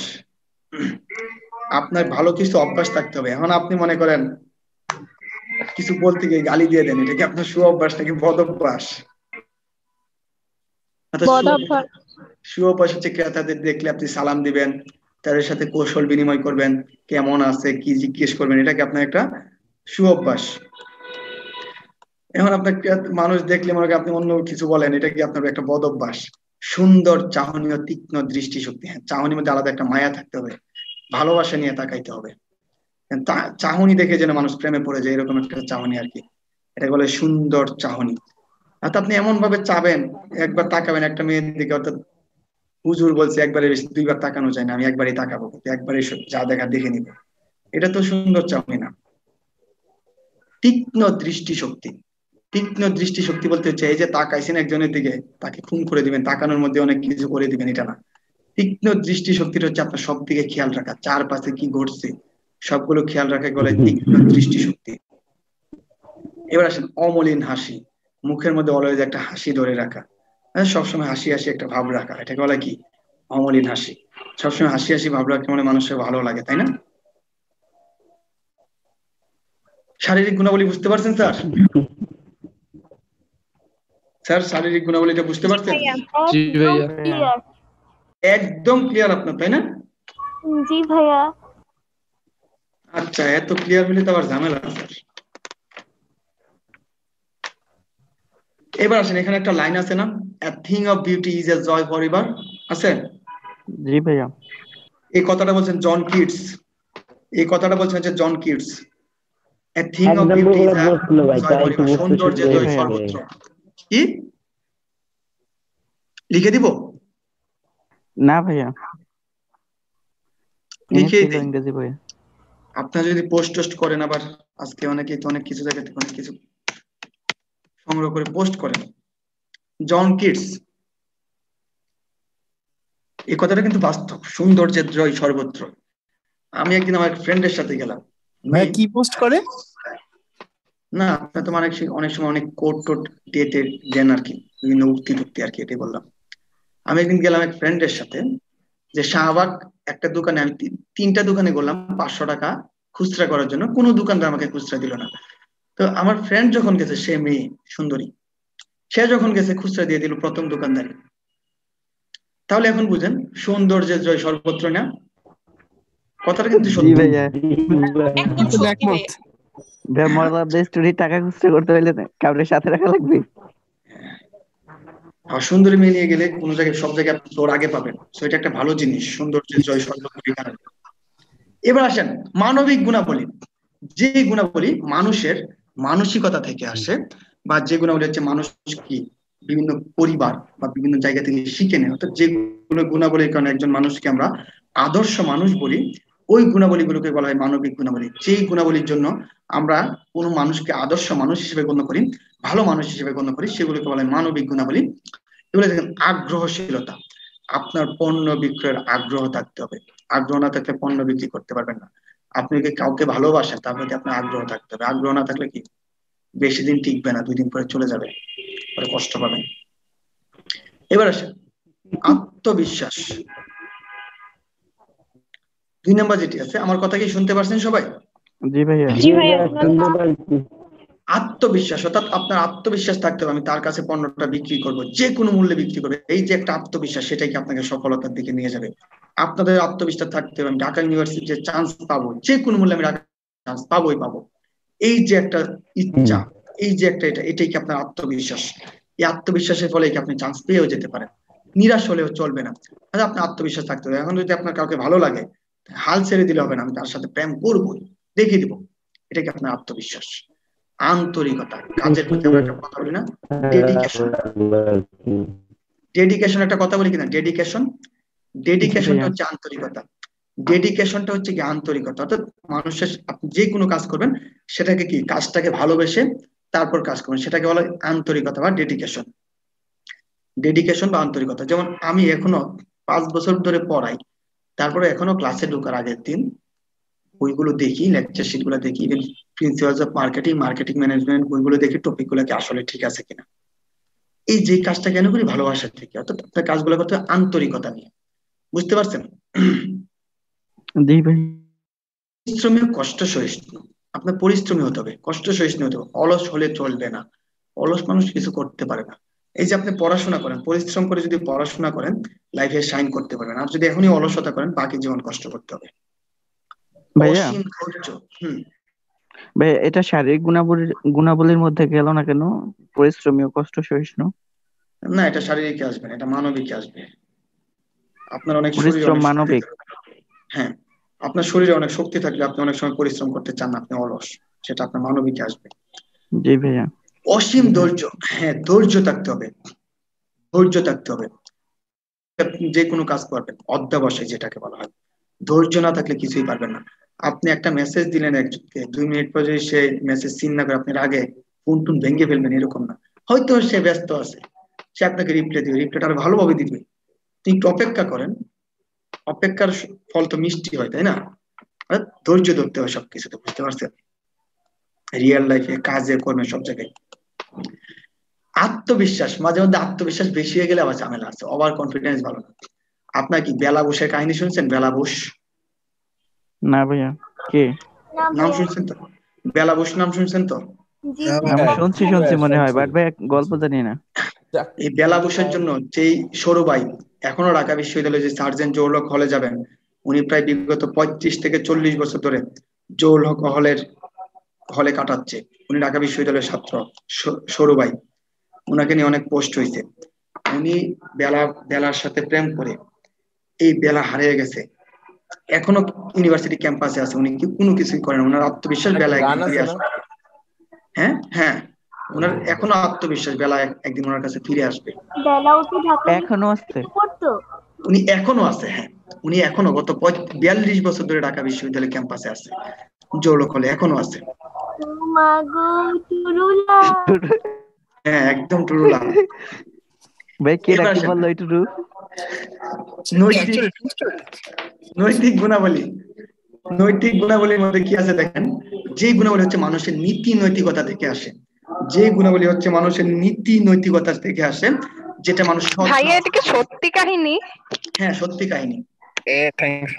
ওনারে নিয়ে কি গানটা বানাইছিল? এই গানটা ভাইয়া উনাকে? হ্যাঁ, উনাকে নিয়ে। আপনার ক্যাম্পাসে গেলে ওনাকে দেখতে পাবেন। সো এর জন্য হলো ঢাকা ইউনিভার্সিটিতে আপনার চান্স পাওয়া দরকার। নৈতিক গুণাবলী। নৈতিক গুণাবলী হচ্ছে যে গুণাবলী হচ্ছে মানুষের নীতি দেখার জন্য। ভাইয়া হ্যাঁ, ওনাকে দেখার জন্য হলো একটা শর্ট ফিল্ম করা হয়েছিল ওনাকে নিয়ে। হ্যাঁ, ওনাকে নিয়ে হয়েছিল। উনি কি বিয়ে শাদী করে নাই? না, কিছুই করে নাই। আল্লাহ, পুরাই টুরুলা। হ্যাঁ, পুরাই। এবার সবারই এরকম হওয়া উচিত। হ্যাঁ, এরকম ভালো মানুষ হওয়া উচিত। ভাই এই ক্ষেত্রে তারা এত কথা বলতেছে, এখানে একটু মানে জিজ্ঞেস করেন যে ছেলেরা কি মনে করে। ভাই আপনারা থামেন, আমি একটু পরে আসতেছি, আপনারা কথা বলার সুযোগ দিব, আপনারা বলতে পারবেন। এখন ছেলেরা একটু চুপ থাকে। জি ভাইয়া, ওকে। তারপরে কি আছে দেখেন, এই যে দেখা যাচ্ছে ছবিটা, এই সেই লুঙ্গি পরা লোকটা। জি ভাইয়া দেখা যাচ্ছে, কিন্তু আনক্লিয়ার। না, যতটুকু ক্লিয়ার করা যায় করছি আর কি। ভাইয়া সাথে কি আপনি? না, অন্য একজন। ও এবার আসুন, ভাইয়া সে মানে জীবিকা নির্বাহ করে কিভাবে যদি ওইখানে মানে কিছু না আর করে? কিছু লাগে না, হলে আছে, হলে খাই, ঘুমাই, শেষ লাইফ। ও নৈতিক গুণাবলী, আমরা এই টপিক থেকে চলে আসি, নৈতিকতার দিকে চলে আসি। নৈতিক গুণাবলী হচ্ছে মানুষের যে গুণাবলী থেকে মানুষের নৈতিকতা থেকে, মানুষের বিশ্বাস, মানুষের নীতি নৈতিকতা যেটা থেকে আসে সেটাকে বলে নৈতিক গুণাবলী। 1 নাম্বার সততা ও বিশ্বস্ততা। আপনার যে কোনো কাজে সৎ হতে হবে। যদি আমরা এখন সৎ না, আমরা সবাই সততার কথা বলি, কিন্তু আলটিমেটলি কেউ সৎ না। চান্স পেলে, সুযোগের অভাবে সবাই সুযোগ পেলে কেউ সৎ না। যে সুযোগ পাওয়ার পরেও যে অসৎ হতে পারেন সে হচ্ছে প্রকৃত সৎ। যতই আপনি মুখে মুখে বুলি ওড়ান যে কি সাহেব, কত টক শোতে সে নীতি নৈতিকতা, তার মতো নৈতিক মানুষ, সৎ মানুষ পৃথিবীর বুকে নাই। সেই সাহেব কি করছে, অর্থাৎ আমাদের সামনে হয়তো অনেকেই ধরা পড়ে। আপনার সততাটা হচ্ছে একটা নৈতিক গুণাবলী। একজন সেলসম্যানের মূল গুণাবলীটা হওয়া উচিত সততা, অর্থাৎ বিশ্বস্ততা, মানুষের বিশ্বাস অর্জন। একবার মানুষের বিশ্বাস যদি অর্জন করতে পারেন তাহলে আপনার পিছনে ফিরে তাকাতে হবে না। আর একবার যদি মানুষের বিশ্বাস আপনার উপর থেকে চলে যায়, ওই বিশ্বাস আর জীবনে সৃষ্টি করতে পারবেন না। বুঝা গেছে? জি ভাইয়া। মার্জিত ব্যবহার, হ্যাঁ মার্জিত ব্যবহারের কি মানুষের অনেক কিছু ঘটিয়ে ফেলে। আপনি কারোর সাথে রুড ভাবে কথা বলেন, সেটা কি হয়তো সাময়িক ভাবে আপনি মনে করছেন আপনি ভালো বস, আপনার কথা মানুষ শুনছে, কিন্তু পিছন দিক দিয়ে আপনাকে গালি দিবে, আপনাকে কি বা বাজে বকবে। কিন্তু আপনি যদি মানুষের সাথে ভালো ব্যবহার, একটু ভালোভাবে কথা বলেন, কাজ আপনিও আদায় করে নেবেন। আপনি কথাটা যদি ধমক দিয়ে বলেন, এই করিম কাজটা কর, তাহলে এটা একটা কি বাঁচবে। কিন্তু আপনি যদি করিমকে এইভাবে বলেন, করিম এই কাজটা তুমি করে নিয়ে আসো, দুইজনই কিন্তু অর্ডার করছেন, কিন্তু ব্যবহারে কি ভিন্নতা চলে আসছে না? আপনার যদি হ্যাঁ ভাইয়া। ব্যবহার ভালো হয় তাহলে কি আপনি ওই দোকানে যাবেন। যেমন আমার একটা যে অভ্যাস, কোনো ব্যবসায়ী যদি আমার সাথে ভালো বিহেভ করে, দাম সে যতই রাখুক, আমি তার কাছে আবার দ্বিতীয়বার যাবোই, কারণ তার ব্যবহার আমার কাছে ভালো লাগছে। জি ভাইয়া, জি ভাইয়া তাই। মার্জিত ব্যবহারের কারণে কি আপনার পণ্যটা বেশি বিক্রি হয়। প্ররোচনার ক্ষমতা, এটাও নীতি নৈতিকতা, অর্থাৎ আপনি বাজেভাবে প্ররোচনা করবেন না, আপনি তাকে নীতি নৈতিকতা সততার মধ্যে গিয়ে তাকে পটানোর চেষ্টা করেন, এক্সট্রা কিছু বলবেন না। আপনি বলবেন না যে আমি পিএইচডি করতেছি হ্যান ত্যান, মেয়েকে পড়ানোর ক্ষেত্রে আপনি বলেন আপনি যতটুকু করছেন, আমি ঢাকা ইউনিভার্সিটি থেকে বিবিএ এমবিএ করছি, এতটুকুই বলেন। না আমি পিএইচডি করছি, আমি হ্যান করছি ত্যান করছি, এসব বলার দরকার নেই। এসব করে কি এটা কি আপনার অসততার মধ্যে চলে আসবে। আপনি যেখান থেকেই পড়ে আসছেন না কেন, যেখান থেকে আপনার ক্লাসটাকে আপনি ধরে রাখুন। আপনি ঢাকা ইউনিভার্সিটিতে পড়ছেন, হ্যাঁ ঢাকা ইউনিভার্সিটি, আপনি যেখান থেকে যে ইনস্টিটিউট থেকে পড়ছেন, আপনি আপনার ইনস্টিটিউটের পরিচয়টা ব্যবহার করুন, নিজের ইনস্টিটিউটের পরিচয় দেন। অনেকে অনেক জায়গায় পড়ে কি বলে আমি ঢাকা ইউনিভার্সিটিতে পড়ি, মানুষকে বোঝানোর জন্য। এইসবের দরকার নেই। আপনার প্ররোচিত করবেন মানুষকে আপনার সর্বোচ্চ সঠিক তথ্যটা দিয়ে। বুঝতে পারছেন প্ররোচিত করার ক্ষমতা, প্ররোচনার জি ক্ষমতাটা ভাইয়া। বুঝতে পারছেন? হ্যাঁ, এইগুলো হচ্ছে মিথ্যা বলে মানুষকে কখনো পটাতে যাবেন না। আপনার যতটুকু আছে আপনি ততটুকু বলুন। ভাইয়া, বুঝলেন? ভাইয়া তবে প্ররোচনা তো এটা একটু কেমন না, একটু নেগেটিভ নেগেটিভ ভাব আসে। এইটা এটা নৈতিক। প্ররোচনা মানে কি নেগেটিভ না, প্ররোচনা জিনিসটা নেগেটিভ না। আপনি যদি পজিটিভ ওয়েতে, আপনি সত্য কথা বলে যদি একটা মানুষকে আপনার দিকে ডাইভার্ট করতে পারেন, তাহলে সেটা তো নেগেটিভ কিছু না, না সেটা ভাইয়া। পজিটিভ। হ্যাঁ ভাইয়া। ঠিক আছে, ওকে ওকে ভাইয়া। ওকে। আকর্ষণীয় ব্যক্তিত্ব, আর আপনার ব্যক্তিত্বের মধ্যে এমন একটা ভাব আসবে যেন এটা দেখে কি মানুষ আপনার প্রতি দুর্বল হয়ে যায়, বা আপনাকে মানুষের প্রথম দেখাতে ভালো লেগে যায়। এটা আপনার আকর্ষণীয় ব্যক্তিত্ব, অর্থাৎ কথায় এমন ভাবে বলবেন, তার সাথে এমন ভাবে চলবেন, তার যেন প্রথম দেখাতে আপনাকে ভালো ভালো লেগে যায়। এটা কি আপনার আকর্ষণীয় ব্যক্তিত্ব। হয়তো আমার এক্সাম্পল শুনে হয়তো অনেকের কাছে আমাকে খুব খারাপ মনে হতে পারে, আপনার পারসেপশন, যেভাবে যেভাবে নিবেন। তো এটা হচ্ছে কি আকর্ষণীয় ব্যক্তিত্বটা, এটা অর্থাৎ আপনি এমন ভাবে ব্যবহার করবেন, মানুষের সাথে এমন ভাবে চলবেন যেন মানুষ প্রথম দেখা থেকে আপনার উপর আকৃষ্ট হতে পারে। বুঝতে পারছেন? অন্যান্য গুণাবলী দেখেন, এগুলো হচ্ছে আপনার অর্জন করে নিতে হবে। অন্যান্য গুণাবলী হচ্ছে আপনার অর্জন করে নিতে হবে, শিক্ষা অভিজ্ঞতা। আপনার যদি শিক্ষা না থাকে, আপনি যদি লেখাপড়া নাই জানেন, কোনটা কি পণ্য, কোনটার ব্যবহার কি, ওইটা যদি নাই বলতে পারেন, তাহলে কি আপনার চলবে না। এবার আসুন, তারপরে কি আছে, পণ্য সংক্রান্ত জ্ঞান। পণ্য সংক্রান্ত জ্ঞান অর্থাৎ পণ্য সংক্রান্ত আপনার কিছু জ্ঞান থাকা লাগবে। অর্থাৎ পণ্যের জ্ঞান যদি আপনি না জানেন, কোনটা মুখে ব্যবহার করতে হবে, কোনটা চুলে ব্যবহার করতে হবে, এই জিনিস যদি না জানেন তাহলে তো হইছে।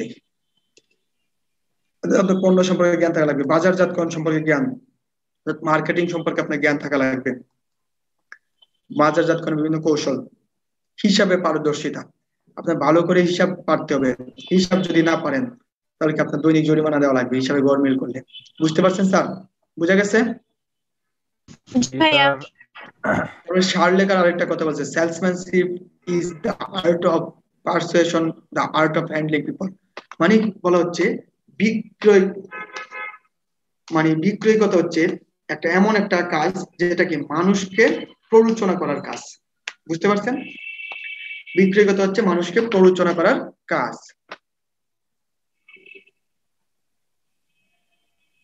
দেখেন এটা আন্ডারলাইন করেন, সর্বশেষ লাইনটা, বিক্রয় কর্মীর মুখ্য উদ্দেশ্য হওয়া উচিত একজন পেশাগত বিক্রয় কর্মী হওয়া।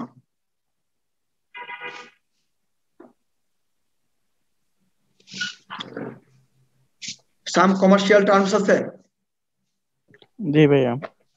এগুলো একটু আমি পড়াই দিচ্ছি, আপনারা একটু শুনবেন, সহজে হবে।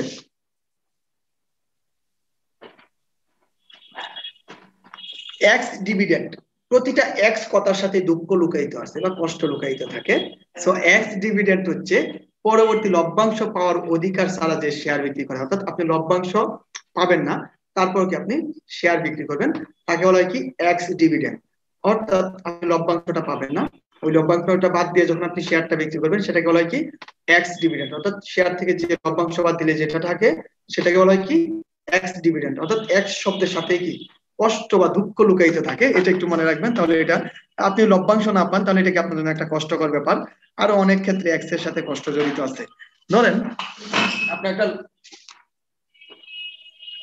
লভ্যাংশ সহ একটা শেয়ারের মূল্য হচ্ছে ৫,৫০০ টাকা, এখানে ৫০০ টাকা হচ্ছে আপনার লভ্যাংশ, তাহলে এই যে ৫,০০০ টাকাটা কি শেয়ারের মূল্য এক্স ডিভিডেন্ড।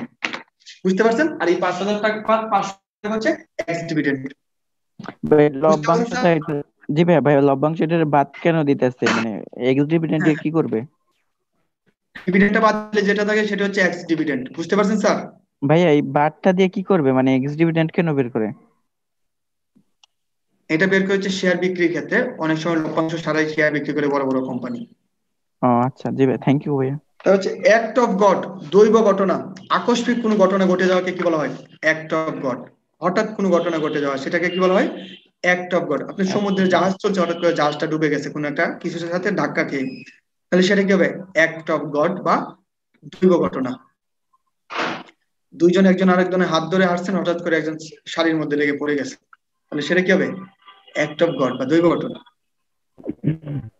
এবার আসুন এলগ্নি বা সংলগ্ন চিঠা, অর্থাৎ আপনি কোন একটা বিল করলেন বা কোন একটা চিঠি লিখে আলাদা কাগজ ব্যবহার করে যখন কোনো দস্তখত দেন বা কোনো কিছু লিখে দেন সেটাকে কি বলা হয়? এলগ্নি বা দৈব সংলগ্ন চিঠা। এলগ্নি বা সংলগ্ন চিঠা অর্থাৎ আপনার যখন বিলের জন্য কোন একটা বিল করছেন, এখানে আর লিখার আপনার স্বাক্ষর দেওয়ার কোনো জায়গা পাচ্ছেন না, সেটা যদি আলাদা কাগজ যুক্ত করে দেন সেটাকে বলা হয় সংলগ্ন চিঠা বা পুচ্ছ। অ্যাকোমোডেশন বিল, যে বিশেষ বিনিময় বিলের সাহায্যে একে অপরের উপর বিল ইস্যু করেন এবং এটা ব্যাংকে বা কোনো জায়গায় বাট্টা করে টাকা নিতে পারে, তাকে বলা হয় অ্যাকোমোডেশন বিল। এটা ওয়ান টাইপস অফ বিনিময় বিল, ওয়ান টাইপস অফ বিনিময় বিল। অকশন বা নিলাম, আমরা জানি বিভিন্ন জিনিসপত্র ডাকে তোলা। বিয়ার বা মন্দাকার বাড়ি, এটা একটু শুনেন। অর্থাৎ আপনার কাছে অনেক পণ্য মজুদ আছে, আপনার ধারণা হলো কি ভবিষ্যতে পণ্যের মূল্য কমে যেতে পারে, সো এই মুহূর্তে পণ্য কম দামে বিক্রি করে দেওয়াকে বলা হয় বিয়ার বা মন্দাকার বাড়ি। অর্থাৎ ভবিষ্যতে পণ্যের মূল্য যেন কমে না যায় বা ভবিষ্যৎ পণ্য মূল্য কমে যাওয়া থেকে রক্ষা পাওয়ার জন্য কি এই মুহূর্তে কম দামে পণ্য বিক্রি করে দিবেন, তাকে বলা হয় বিয়ার বা মন্দাকার বাড়ি। তারপর হচ্ছে আরবিট্রেজ প্রাইস বা মধ্যস্থ দর, অর্থাৎ আপনারা দামাদামি করছেন, অর্থাৎ একজন বলছে ১,০০০ টাকা, আরেকজন বলছে ২,০০০ টাকা, এই যে এর মধ্যে যে ১৫০০ টাকা দুইজনে গিয়ে যখন ঠিক হয়েছে সেটাকে বলা হয় মধ্যস্থ দর বা আরবিট্রেজ প্রাইস। হ্যাজলিং বা আত্মরক্ষার্থে ফটকা, এটা লেকচার 2 তেও ছিল, ঝুঁকি দূর করার একটা উপায়, আত্মরক্ষার্থে ফটকা। এটা হচ্ছে কি ফটকা ঝুঁকি, যেটা সমুদ্রে জাহাজ চলাচলের ক্ষেত্রে যদি কোনো বিপদ থেকে অর্থাৎ জাহাজকে হালকা করার উদ্দেশ্যে জাহাজের কিছু পণ্য অন্য কোনো জাহাজে তুলে দেয়, ওই কাজকে কি বলা হয় আত্মরক্ষার্থে ফটকা। অর্থাৎ আপনার জাহাজে ২০ লক্ষ টাকার পণ্য তুলছেন, এখান থেকে মনে হলে হঠাৎ করে ঝড় শুরু হলে আপনার জাহাজটি ডুবে যেতে পারে বেশি ভারের কারণে। 2 লক্ষ টাকার পণ্য অন্য কোনো পার্শ্ববর্তী জাহাজে চলে যাবেন বিনামূল্যে, সেটাকে বলা হয় আত্মরক্ষার্থে ফটকা। ভাইয়া Wanted, হ্যাঁ, ভাই আত্মরক্ষার্থে ফটকা এটা যা মানে সমুদ্রে ফেলে দেয় না? না এটা হচ্ছে জেটিসন, সামনে আছে। ওকে। এবার আসেন বন্ডেড গুডস। আপনার লেকচার 2 তে পড়ছেন গুদামজাতকরণ, আবার বইয়ের তৃতীয় অধ্যায়ে পেজ নাম্বার 30, 70 বইয়ের পেজ নাম্বার 30 আপনারা পড়ে আসছেন জি গুদামজাতকরণের ভাইয়া। প্রকারভেদ। ওখানে 3 ধরনের গুদামজাতকরণ ছিল এবং গত পরীক্ষায় একটা প্রশ্ন ছিল যে বন্ডেড গুদামজাতকরণ, যে গুদাম যে করে ভাই আমদানিকৃত আমদানি পণ্যের, রপ্তানির ক্ষেত্রে একটা আছে। হ্যাঁ, আমদানিকৃত পণ্যের আমদানি শুল্ক পরিশোধ না করা পর্যন্ত যে গুদাম করে পণ্য সংরক্ষণ করা হয় তাকে বলা হয় বন্ডেড গুদামঘর। আর যে পণ্যটা সংরক্ষণ করা হয় তাকে বলা হয় কি বন্ডেড গুডস। অর্থাৎ শুল্ক পরিশোধ না করা পণ্যকে কি বলা হয় বন্ডেড গুডস। বুঝতে পারছেন স্যার? জি ভাইয়া বুঝতে পারছি। রেফারেন্স দিয়ে দিলাম, ওইখানে গিয়ে দেখে নিন। ভাইয়া জি ভাইয়া হ্যাঁ, অ্যালোগেনটা দেখেন নাই। আরেকটা আবার বুঝাবেন। অ্যালোগেন বেয়ার আর আরবিট্রেজ প্রাইস। অ্যালংদিটা হচ্ছে কি, আপনি একটা চিঠি লিখছেন কারোর কাছে, কেউসির কাছে একটা চিঠি লিখছেন, এত লিখছেন আপনার নিচে দস্তখত দেওয়ার জায়গা নাই, এর জন্য আলাদা একটা কাগজ ব্যবহার করলে দস্তখত দিয়ে দিবেন, সেটাকে বলে কি অ্যালমনি। আর আপনি কোনো একটা বিল করছেন, এখন বিলের নিচে আপনার সিগনেচার দেওয়ার জায়গা নাই, আলাদা একটা কাগজ ব্যবহার করে সিগনেচার করলেন। তা হচ্ছে অ্যাকোমোডেশন বিল হচ্ছে ওয়ান টাইপস অফ বিনিময় বিল, দুইটা, এক পক্ষ আর এক পক্ষকে ইস্যু করে। তা হচ্ছে অপশন নিলাম, এটা আমরা জানি। মন্দা কারবারি অর্থাৎ ভবিষ্যতে পণ্যের দাম কমে যাওয়া সম্ভাবনা থেকে রক্ষা করার জন্য বর্তমানে এই কম দামে পণ্য বিক্রি করে দিবেন বাজারে, সেটা হচ্ছে কি বিয়ারার। আরবিট্রেজ প্রাইস হচ্ছে মধ্যস্থ দর, দুই পক্ষ দরাদরি করে যে দরটা থেকে দুই পক্ষ ঠেকবে সেটা হচ্ছে আরবিট্রেজ প্রাইস। বন্ডেড গুডস পর্যন্ত বুঝতে পারছেন স্যার? জি জি ভাইয়া। ভাইয়া। ব্যালেন্স অফ পেমেন্ট, এই যে দুইটা দেশের মধ্যে মোট অর্থের প্রাপ্তি এবং প্রদান যেটা আছে সেটাকে বলা হয় ব্যালেন্স অফ পেমেন্ট। যেমন আমাদের আর ভারতের মধ্যে ব্যালেন্স অফ পেমেন্ট হচ্ছে 90/10, 90/10। আমরা হচ্ছে ভারত থেকে কি, ভারত আমাদের থেকে 90% মুদ্রা গ্রহণ করে পণ্য রপ্তানির মাধ্যমে, আর আমরা পাই মাত্র 10% পণ্য আমদানির মাধ্যমে, পণ্য রপ্তানির মাধ্যমে। অর্থাৎ এটা হচ্ছে ব্যালেন্স অফ পেমেন্ট, দুই দেশের মধ্যে যখন মোট প্রাপ্তি এবং প্রদানের যে হিসাবটা করা হয় তাকে বলে ব্যালেন্স অফ পেমেন্ট। হচ্ছে ট্যারিফ, আর পণ্যের শুল্ক তালিকা, অর্থাৎ আমদানিকৃত পণ্যের উপর যে তালিকায় শুল্ক ধরা হয় সেটাকে বলে ট্যারিফ। আর্নেস্ট মানি, বাইনা অর্থ, আমরা বলি না বাইনা দেওয়া, অর্থাৎ আপনার একটা আম বাগান আসছে রাজশাহীতে, ওই আম বাগানের দাম হচ্ছে 50,000 টাকা, কিন্তু হঠাৎ করে কি করলো, একজন ব্যবসায়ী গিয়ে আপনার আম বাগানটা 50,000 টাকা দিয়ে কিনে নিয়ে আসছে। সে বললো যে আমার কাছে 50,000 টাকা এই মুহূর্তে নাই, আমি আপনাকে 5,000 টাকা দিয়ে যাচ্ছি, আমি 2 দিন পরে বাকি 45,000 টাকা দিয়ে দিবে। এই যে 5,000 টাকা দিয়েছেন সেটা হচ্ছে কি বাইনা অর্থ। আমরা বিভিন্ন জায়গায় বিভিন্ন ভাষাটা যদি ভালো লাগে আমরা একটা টাকা দিয়ে আসি না যেন বাসাটা কনফার্ম হয়। বুঝতে পারছেন স্যার? জি স্যার। বোঝা গেছে?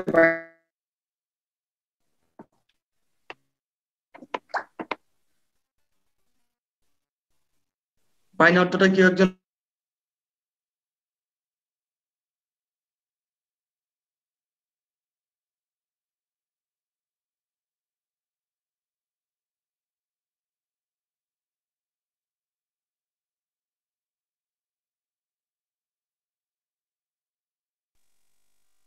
ভাইয়া কিছু শোনা যায় না ভাইয়া। স্যারের ইন্টারনেট গেছে।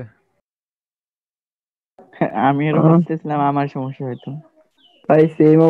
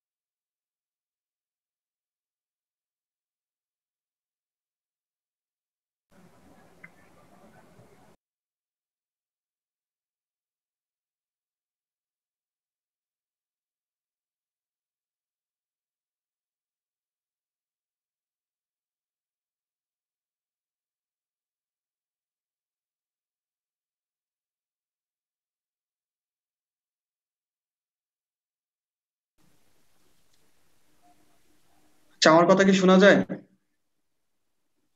জি ভাই এখন শোনা যায়। আচ্ছা, নেট আমার সাথে 2 নাম্বারই করছে, আমার কিছু করার নাই। ব্যালেন্স অফ পেমেন্ট আপনারা বুঝতে পারছেন? জি ভাইয়া কতটুকু আর পর্যন্ত আপনারা বুঝতে পারছেন? আর্নেস্ট মানি, তাই তো? তাই না? জি এ পর্যন্তই। আর্নেস্ট মানে হচ্ছে আপনার কোনো একটা কিছু ভালো লাগলে, কোনো কি পণ্য ক্রয় করার আগে আপনি নিশ্চয়তামূলক যে টাকাটা দেন সেটাকে বলা আর্নেস্ট মানি। আপনি একটা ফ্ল্যাট দেখতে গেছেন, ফ্ল্যাটটা আপনার ভালো লাগছে, ফ্ল্যাটের দাম হচ্ছে 1.5 কোটি টাকা। আপনি প্রথম 10 লক্ষ টাকা তাকে দিয়ে বলেন আমি আগামী 1 সপ্তাহ পরে বাকি টাকাটা আপনাকে পে করবো। এই যে এই পর্যন্ত এই পণ্যটাকে যে আপনি নিশ্চিত করছেন 10 লক্ষ টাকা দিয়ে, এই 10 লক্ষ টাকা হচ্ছে আর্নেস্ট মানি বা বাইনা অর্থ। এমবার্গো, নিষেধাজ্ঞা, কোন বৈদেশিক পণ্য আমদানি বা বিমান বা জাহাজ চলাচলের উপর জারিকৃত নিষেধাজ্ঞাকে বলা হয় এমবার্গো। অর্থাৎ হঠাৎ করে বাংলাদেশ সরকার বলে দিল বাংলাদেশে চীনের কোনো জাহাজ ঢুকতে পারবে না বা ভারতের কোনো জাহাজ ঢুকতে পারবে না, এই যে একটা নিষেধাজ্ঞা দিয়ে দিয়েছে, এটাকে বলা হয় এমবার্গো বা নিষেধাজ্ঞা। হ্যাজলিং, দর কষাকষি, এটা আমরা আপনারা খুব ভালো করে পারেন, স্পেশালি মেয়ের আরো বেশি পারে। জবার, শেয়ার দালাল, যারা শেয়ার বাজারে নগদ অর্থে শেয়ার ক্রয় বিক্রয় করে, তো লন্ডন শেয়ার বাজার, এটা আমাদের দেশে নাই। জবার।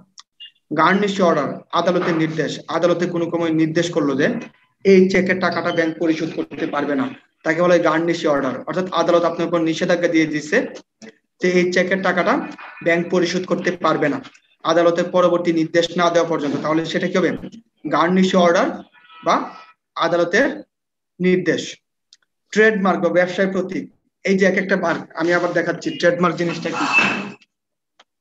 এই যে একটা চিহ্ন টিক মার্কের মতো, এটা কি? নাইকির চিহ্ন।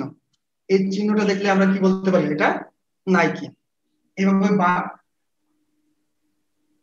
এই লেখাটা দেখলে আমরা কি বলতে পারি? বাটা। এই লেখাটা দেখলে কি আমরা বলে দিতে পারি? বাটা।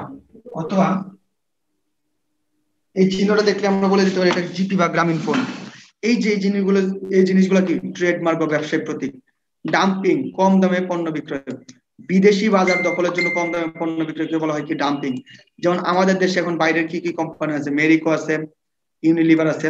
অর্থাৎ মেরিকো হঠাৎ করে বাংলাদেশে আসছে,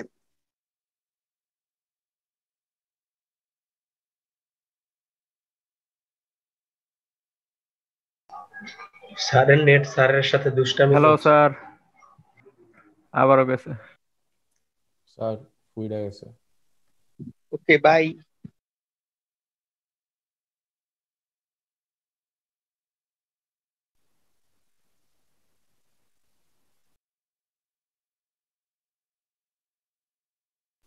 কমার্স কলেজের কেউ আছো?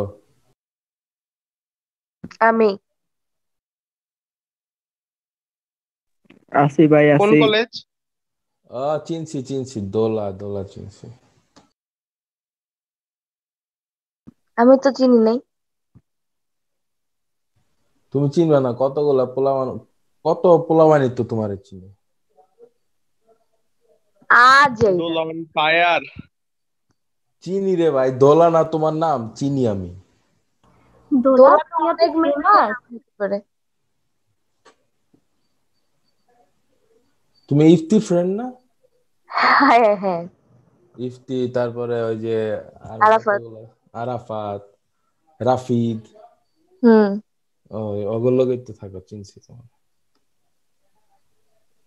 বিশাল ঝামেলা নেটের না। আচ্ছা, ট্রেডমার্ক বললাম। ডাম্পিং, কম দামে বিদেশি বাজার দখল করাকে কি বলা হয়? ড্যাম্পিং। আমরা ড্যাম্পিং পর্যন্ত পড়ছি না? জি ভাইয়া। আচ্ছা, এবার চলে আসুন জেটিসন বা জেটসাম, দুইটা একসাথে বুঝবো।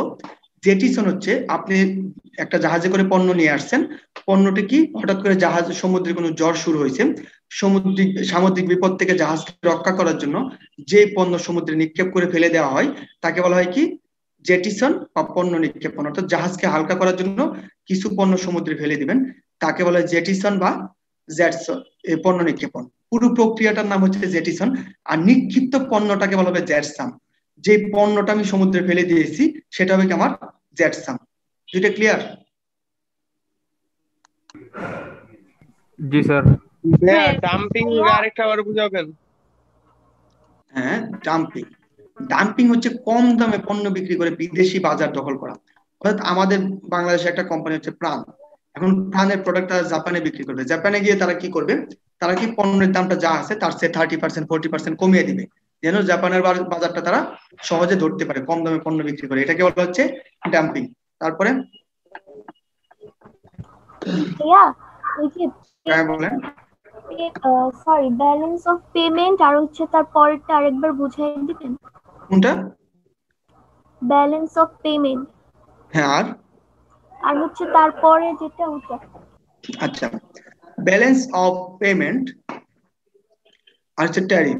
ব্যালেন্স অফ পেমেন্ট হচ্ছে দুইটা দেশের মধ্যে মোট অর্থের প্রাপ্তি এবং পরিশোধ যেটা আছে সেটাকে বলা হয় কি ব্যালেন্স অফ পেমেন্ট। অর্থাৎ ভারত বাংলাদেশকে কত টাকা বছরে দিচ্ছে পণ্য বিনিময়ের মাধ্যমে, আর বাংলাদেশ ভারতকে বছরে কত টাকা দিচ্ছে, এই যে দুইটার যে হিসাবটা আছে ওইটাকে বলা হয় কি ব্যালেন্স অফ পেমেন্ট। ধরেন বাংলাদেশ প্রতি বছর আমেরিকা থেকে বিভিন্ন প্রোডাক্ট বা যন্ত্রপাতি আমদানি করে 20 কোটি টাকা, আর আমেরিকা হচ্ছে আমাদের দেশ থেকে প্রতি বছরে 100 কোটি টাকার কাপড় আমদানি করে। এই যে দুইটা দেশের যে বিনিময়ের যে একটা হিসাবটা, এটা হচ্ছে কি ব্যালেন্স অফ পেমেন্ট। বুঝতে পারছেন? জি ভাইয়া। ট্যারিফ, ধার্যকৃত শুল্ক তালিকা। ট্যারিফটা হচ্ছে কি, এই যে আমরা যে পণ্যগুলো আমদানি করি বাইরে থেকে, এই আমদানিকৃত পণ্যের উপর যে শুল্কটা যে তালিকা অনুযায়ী ধরা হয় সেই তালিকাটাকে বলা হয় কি ট্যারিফ। এখন ক্লিয়ার? জি ভাইয়া। এবার বিগত বছরে এখান থেকে 3টা প্রশ্ন দেখুন, পারেন কিনা। টেলিমার্কেটিং কিসের অংশ? প্রত্যক্ষ মার্কেটিং। প্রত্যক্ষ। অনলাইন বিপণনের সমস্যা কোনটি? অনলাইন বিপণনের সমস্যা কোনটি? সীমিত ক্রেতা না, গোপনীয়তা প্রকাশ। কারণ কেন গোপনীয়তার প্রকাশ একটু দেখেন। গোপনীয়তার ফলে কি হয়, আমরা অনলাইনে যদি আপনি কোনো অ্যাকাউন্ট খুলতে যান কোনো জায়গায়, ইমেল জিমেল দিয়ে খুলেন, যেটা দিয়ে খুলেন, আপনাকে পাসওয়ার্ড দেওয়া লাগে, আপনার জিমেল দেওয়া লাগে, আপনার অনেক তথ্য দেওয়া লাগে। ওই তথ্যগুলো কিন্তু ওই কোম্পানির কাছে আছে, ওই তথ্যগুলো কিন্তু ওই কোম্পানির কাছে আছে। ওই কোম্পানির কাছে থাকা মানে কি, আপনার গোপনীয়তাটা প্রকাশ হয়ে যাচ্ছে। বুঝতে পারছেন? ফেসবুকে কি করছিল, কেমব্রিজ অ্যানালিটিকার, যেটার কারণে ফেসবুকের হিউজ একটা লস হয়েছিল, তাদের লাখ লাখ মানুষের ডাটা চলে গেছিল হ্যাকারের হাতে। সামাজিক বাজারজাতকরণ মতবাদ কোন ধারণা বহন করে? টেকসই বাজারজাতকরণ। সামনে আসছে, পরে পড়বো আমরা। এখানে দেখেন কিছু আছে। সম্ভাব্য ক্রেতাকে প্রকৃত ক্রেতায় পরিণত করাকে কি বলা হয়?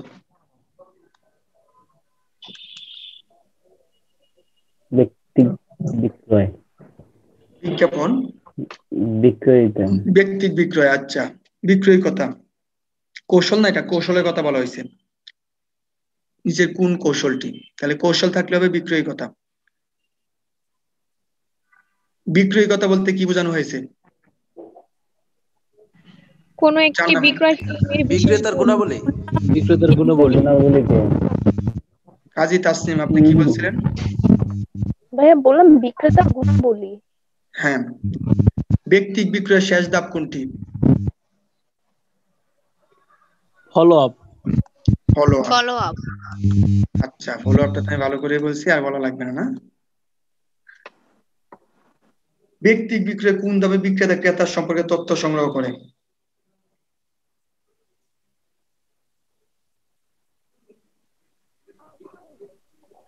Prospecting and qualifying. Prospecting and qualifying হবে। ভাই গিটার বাজায়ও না ভাই। জি আচ্ছা, হয়ে গেছে। তো আমরা পারবো আশা করি। এখান থেকে প্রশ্ন আসলে পারা যাবে।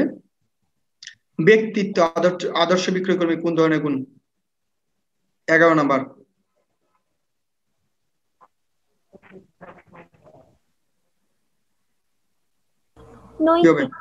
নৈতিক। একজন আদর্শ বিক্রয় কর্মী গুণাবলী কোনটি? সুদর্শন, মার্জিত আদব কায়দা, পণ্য সম্পর্কে বিস্তারিত জ্ঞান, হিসাবে পারদর্শিতা, সবগুলো। কোনটা হবে? সবগুলো। মোহনীয় ব্যক্তিত্ব বাজারজাতকরণ প্রসারে কোন হাতিয়ারের ক্ষেত্রে প্রযোজ্য? বিক্রয়। ব্যক্তিক বিক্রয়। হচ্ছে সুন্দর চাহনি, এটা কি হবে? শারীরিক গুণাবলী। আচ্ছা, শারীরিক গুণাবলী। আমরা পারি তাহলে। পরবর্তীতে চলে যাই বিপণনের সমসাময়িক বিষয়াবলী। কন্টেম্পোরারি ইস্যুজ অফ মার্কেটিং, বিপণনের সমসাময়িক বিষয়াবলী। টিচার এইট পড়াবেন? স্যার রাখে ভাইয়া স্যার আজকে সব পড়ায় ফেলবেন। হ্যাঁ আজকে এটা শেষ করতে হবে। দুইটা আমাদের লেকচার হইলো ভাইয়া। ভাইয়া প্লিজ। স্যার আমাদের তো একটা নিয়ম আছে স্যার। আমাদেরও তো পড়তে হবে। শেষ। আচ্ছা তাহলে আমরা আজকে ওইদিকে যাচ্ছি না, আপনার সাথে কথা ছিল কি লেকচার 1 আর 2 নিয়ে কথা বলবো, তাই তো? আপনার প্রবলেম গুলো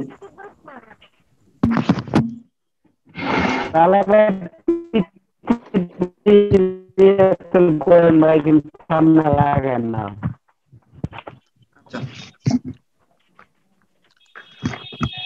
আমরা পিছনে ফিরে যাই।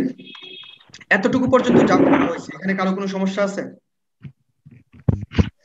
ভাইয়া প্রশ্ন ছিল আমার, এই যে এখানে বিজ্ঞাপনে বা অনেক জায়গায় লেখা থাকে না নৈর্ব্যক্তিক উপস্থাপনা। বিজ্ঞাপন নৈর্ব্যক্তিক উপস্থাপনা। হ্যাঁ, এই নৈর্ব্যক্তিক কথাটার মানেটা কি? নৈর্ব্যক্তিক মানে হচ্ছে একমুখী। নৈর্ব্যক্তিক দ্বারাই বোঝানো হচ্ছে বিজ্ঞাপনটা একমুখী, অর্থাৎ আপনি এখানে কোনো রিপ্লাই দিতে পারবেন না, আপনাকে শুধু বলে যাবে বা আপনাকে বিভিন্ন তথ্য দিয়ে যাবে, আপনি শুধু শুনে যাবেন বা দেখে যাবেন, আপনি এখানে কোনো ধরনের কথা বলতে পারবেন না, সেটা হচ্ছে নৈর্ব্যক্তিক। আমি আগেই বলছিলাম সে পরিমণি মৌসুমী যখন অ্যাড করে তিব্বতের আমার কাছে জাদু আছে, আপনি কিন্তু মৌসুমীকে জিজ্ঞেস করতে পারবেন না তোমার কাছে কি জাদু আছে, তাহলে সেটা কি? নৈর্ব্যক্তিক উপস্থাপনা, একমুখী যোগাযোগ ব্যবস্থা। এখন বুঝতে পারছেন? জি ভাইয়া, থ্যাংক ইউ। আচ্ছা, এখানে আর কারো কোনো সমস্যা নেই? তাহলে আপনাকে প্রিভিয়াস দিকে আমরা চলে যাই। কি আছে ওখানে? লেকচার 1 এর আমি টপিক গুলো বলে যাব, আপনারা বলবেন কোন জায়গায় সমস্যা আছে। ইনশিয়ার অফ টপিক গুলো হচ্ছে শুরুতে যেটা আছে বিপণনের অন্তর্ভুক্ত মৌলিক বিষয়াবলী, 5টা বিষয়াবলী মনে আছে? বিপণনের অন্তর্ভুক্ত 5টা বিষয়াবলী কি কি?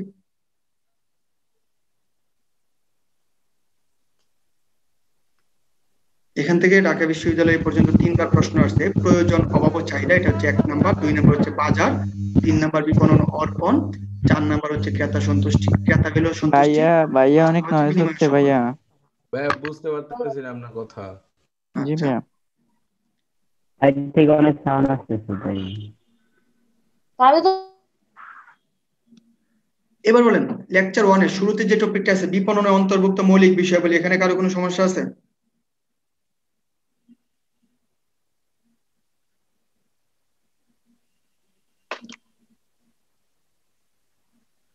না স্যার। আচ্ছা, প্রয়োজন, অভাব, চাহিদা সবগুলি ভালো পারেন, সম্রাট নিয়ে কথা বলবো না। আর জাস্ট আমি এক লাইনে বলে যাবো, জাস্ট মনে রাখবেন প্রয়োজন হচ্ছে কোনো কিছু থেকে নিজেকে বঞ্চিত মনে করাকে বলা হয় প্রয়োজন। আপনার ক্ষুধা লাগছে, এখন কি থেকে বঞ্চিত মনে করছেন? খাবার থেকে, তাহলে খাবারটা হচ্ছে আপনার প্রয়োজন। আর অভাব হচ্ছে কি দিয়ে আপনার প্রয়োজনটা পূরণ করবেন, সেটা হচ্ছে আপনার সংস্কৃতি এবং ব্যক্তিত্বের উপর নির্ভর করবে। আমরা বাঙালি হিসেবে ক্ষুধা লাগলে ভাত খাই, তাহলে ভাত হচ্ছে কি আমার অভাব। আর চাহিদা হচ্ছে আমি কোথায় গিয়ে এবং কিভাবে আমার আমার প্রয়োজনটা পূরণ করব, অভাবটা পূরণ করব, সেটা হচ্ছে কি আমার চাহিদা। চাহিদাটা হচ্ছে কি সামর্থ্য এবং ইচ্ছার উপর ডিপেন্ড করে। এখন আমার ভাত খাবো, সেটা আমি কি প্যান স্পেসিফিক সোনারগাঁওয়ে খেতে পারি, অথবা অন্য কোনো জায়গায় কি টাকা থাকলে আমার সামর্থ্য থাকলে আমি সোনারগাঁওয়ে খাবার খেতে পারবো, অথবা নর্মাল একটা রেস্টুরেন্টে খেয়ে নিতে পারবো, তাহলে সেটা কি হয়ে যাবে আমার সামর্থ্য। চাহিদা। তারপরে আসেন পরবর্তীতে যেটা আছে বিপণনের ইতিহাস, একটা চার্ট আছে না ভাইয়া? সুপ্ত চাহিদাটা কি? সুপ্ত চাহিদা মানে চাহিদার ভিতরে সুপ্ত চাহিদাটা হচ্ছে যে চাহিদার ক্রেতার এমন ধরনের পণ্যের চাহিদা যেটা বাজারে বিদ্যমান পণ্য দিয়ে পূরণ করা সম্ভব না। ক্রেতার এমন ধরনের পণ্যের চাহিদা যেটা বাজারে বিদ্যমান পণ্য দিয়ে পূরণ করা সম্ভব না, তাকে বলা হচ্ছে সুপ্ত চাহিদা।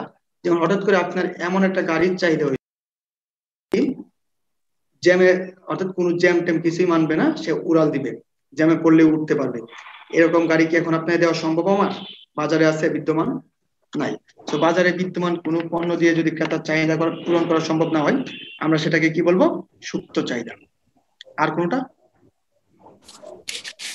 ঠিক আছে, ধন্যবাদ ভাই। অবিদ্যমান চাহিদা, অবিদ্যমান চাহিদা হচ্ছে কোন পণ্য সম্পর্কে ক্রেতা হয় পণ্য সম্পর্কে জানে না, অথবা ক্রেতাকে পণ্য ব্যবহার করার কথা বললে ক্রেতা ওই পণ্য ব্যবহারে আগ্রহী না, তাকে বলা হচ্ছে অবিদ্যমান চাহিদা। অর্থাৎ পণ্য সম্পর্কে ক্রেতা জানবে না অথবা পণ্যটি ব্যবহারে ক্রেতার আগ্রহ থাকবে না, তাকে বলা হচ্ছে অবিদ্যমান চাহিদা। যেমন ধরেন এখন যদি আপনাকে বলা হয় যে একটা মাস্ক নেওয়ার জন্য আপনি মাস্ক নিবেন না বা ব্যবহার করতে আপনি ইচ্ছুক না, তাহলে মাস্ক কি আপনার জন্য অবিদ্যমান চাহিদা। অথবা ক্যান্সারের ঔষধ আবিষ্কার হয়েছে, সেটা উগান্ডার মানুষজন জানে না, সেই উগান্ডার মানুষজনের জন্য ক্যান্সারের ওষুধটা হচ্ছে কি অবিদ্যমান চাহিদা। বুঝতে পারছেন স্যার? হ্যাঁ, ঋণাত্মক চাহিদা একটু বলেন। ঋণাত্মক চাহিদা, ঋণাত্মক চাহিদাটা হচ্ছে ওই ধরনের চাহিদা ক্রেতা পণ্য গ্রহণে আগ্রহী না, প্রয়োজনে তার বিরুদ্ধে সে টাকা দিতে চাও রাজি। অর্থাৎ এমন একটা পণ্য আপনাকে ব্যবহার করার কথা বলছে, আপনি পণ্য ব্যবহার করবেন না, উল্টা তার জন্য টাকা দিবেন যেন আপনার ব্যবহার না করা লাগে, সেটাকে বলা হয় ঋণাত্মক চাহিদা। অর্থাৎ আপনাকে বলা হইলে এখন দাঁতের ডাক্তারের কাছে যাওয়ার জন্য, আপনি দাঁতের ডাক্তারের কাছে যাবেন না, উল্টো আপনি কি বলবেন, আমি 1000 টাকা দিয়ে দিচ্ছি কিন্তু আমার যেন দাঁতের ডাক্তারের কাছে যাওয়া না লাগে। এই যে এটা হচ্ছে কি ঋণাত্মক চাহিদা। বুঝতে পারছেন স্যার? জি ভাইয়া, থ্যাংক ইউ। আচ্ছা, এখানে আর কারো কোনো সমস্যা আছে? তাহলে আমরা পরবর্তী টপিকে যাই। পরবর্তী একটা টপিক আছে না স্যার, ওইখানে একটা চার্ট দেওয়া আছে, বিপণনের যুগ, উৎপাদন মতবাদ, পণ্য মতবাদ আছে কিনা স্যার? হ্যাঁ ভাই আছে। জি ভাই আছে। যদি থেকে থাকে তাহলে সেটা হচ্ছে, সেটাতে কোনো সমস্যা আছে কারো?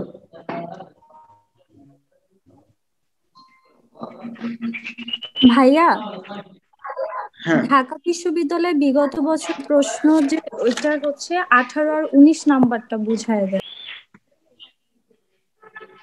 আর গত বছরের প্রশ্নটাকে বোঝা হচ্ছে 2019-20 যে সেশনটা আছে ওইটাকে বোঝায়। ওখানে 18 আর 19 নাম্বার কোয়েশ্চেনটার মানে অ্যানসারটা কেমন জানি বুঝতে পারতেছি না। আচ্ছা, আমি 18-19 তাই তো, আমি দেখছি তাহলে কি করা যায়। ভাইয়া অগ্রাসী বিক্রয় কি? আগ্রাসী সেলিং, এটা আমি বলবো এখন। আমার স্ক্রিনটা কি দেখা যাচ্ছে? জি ভাইয়া। আচ্ছা,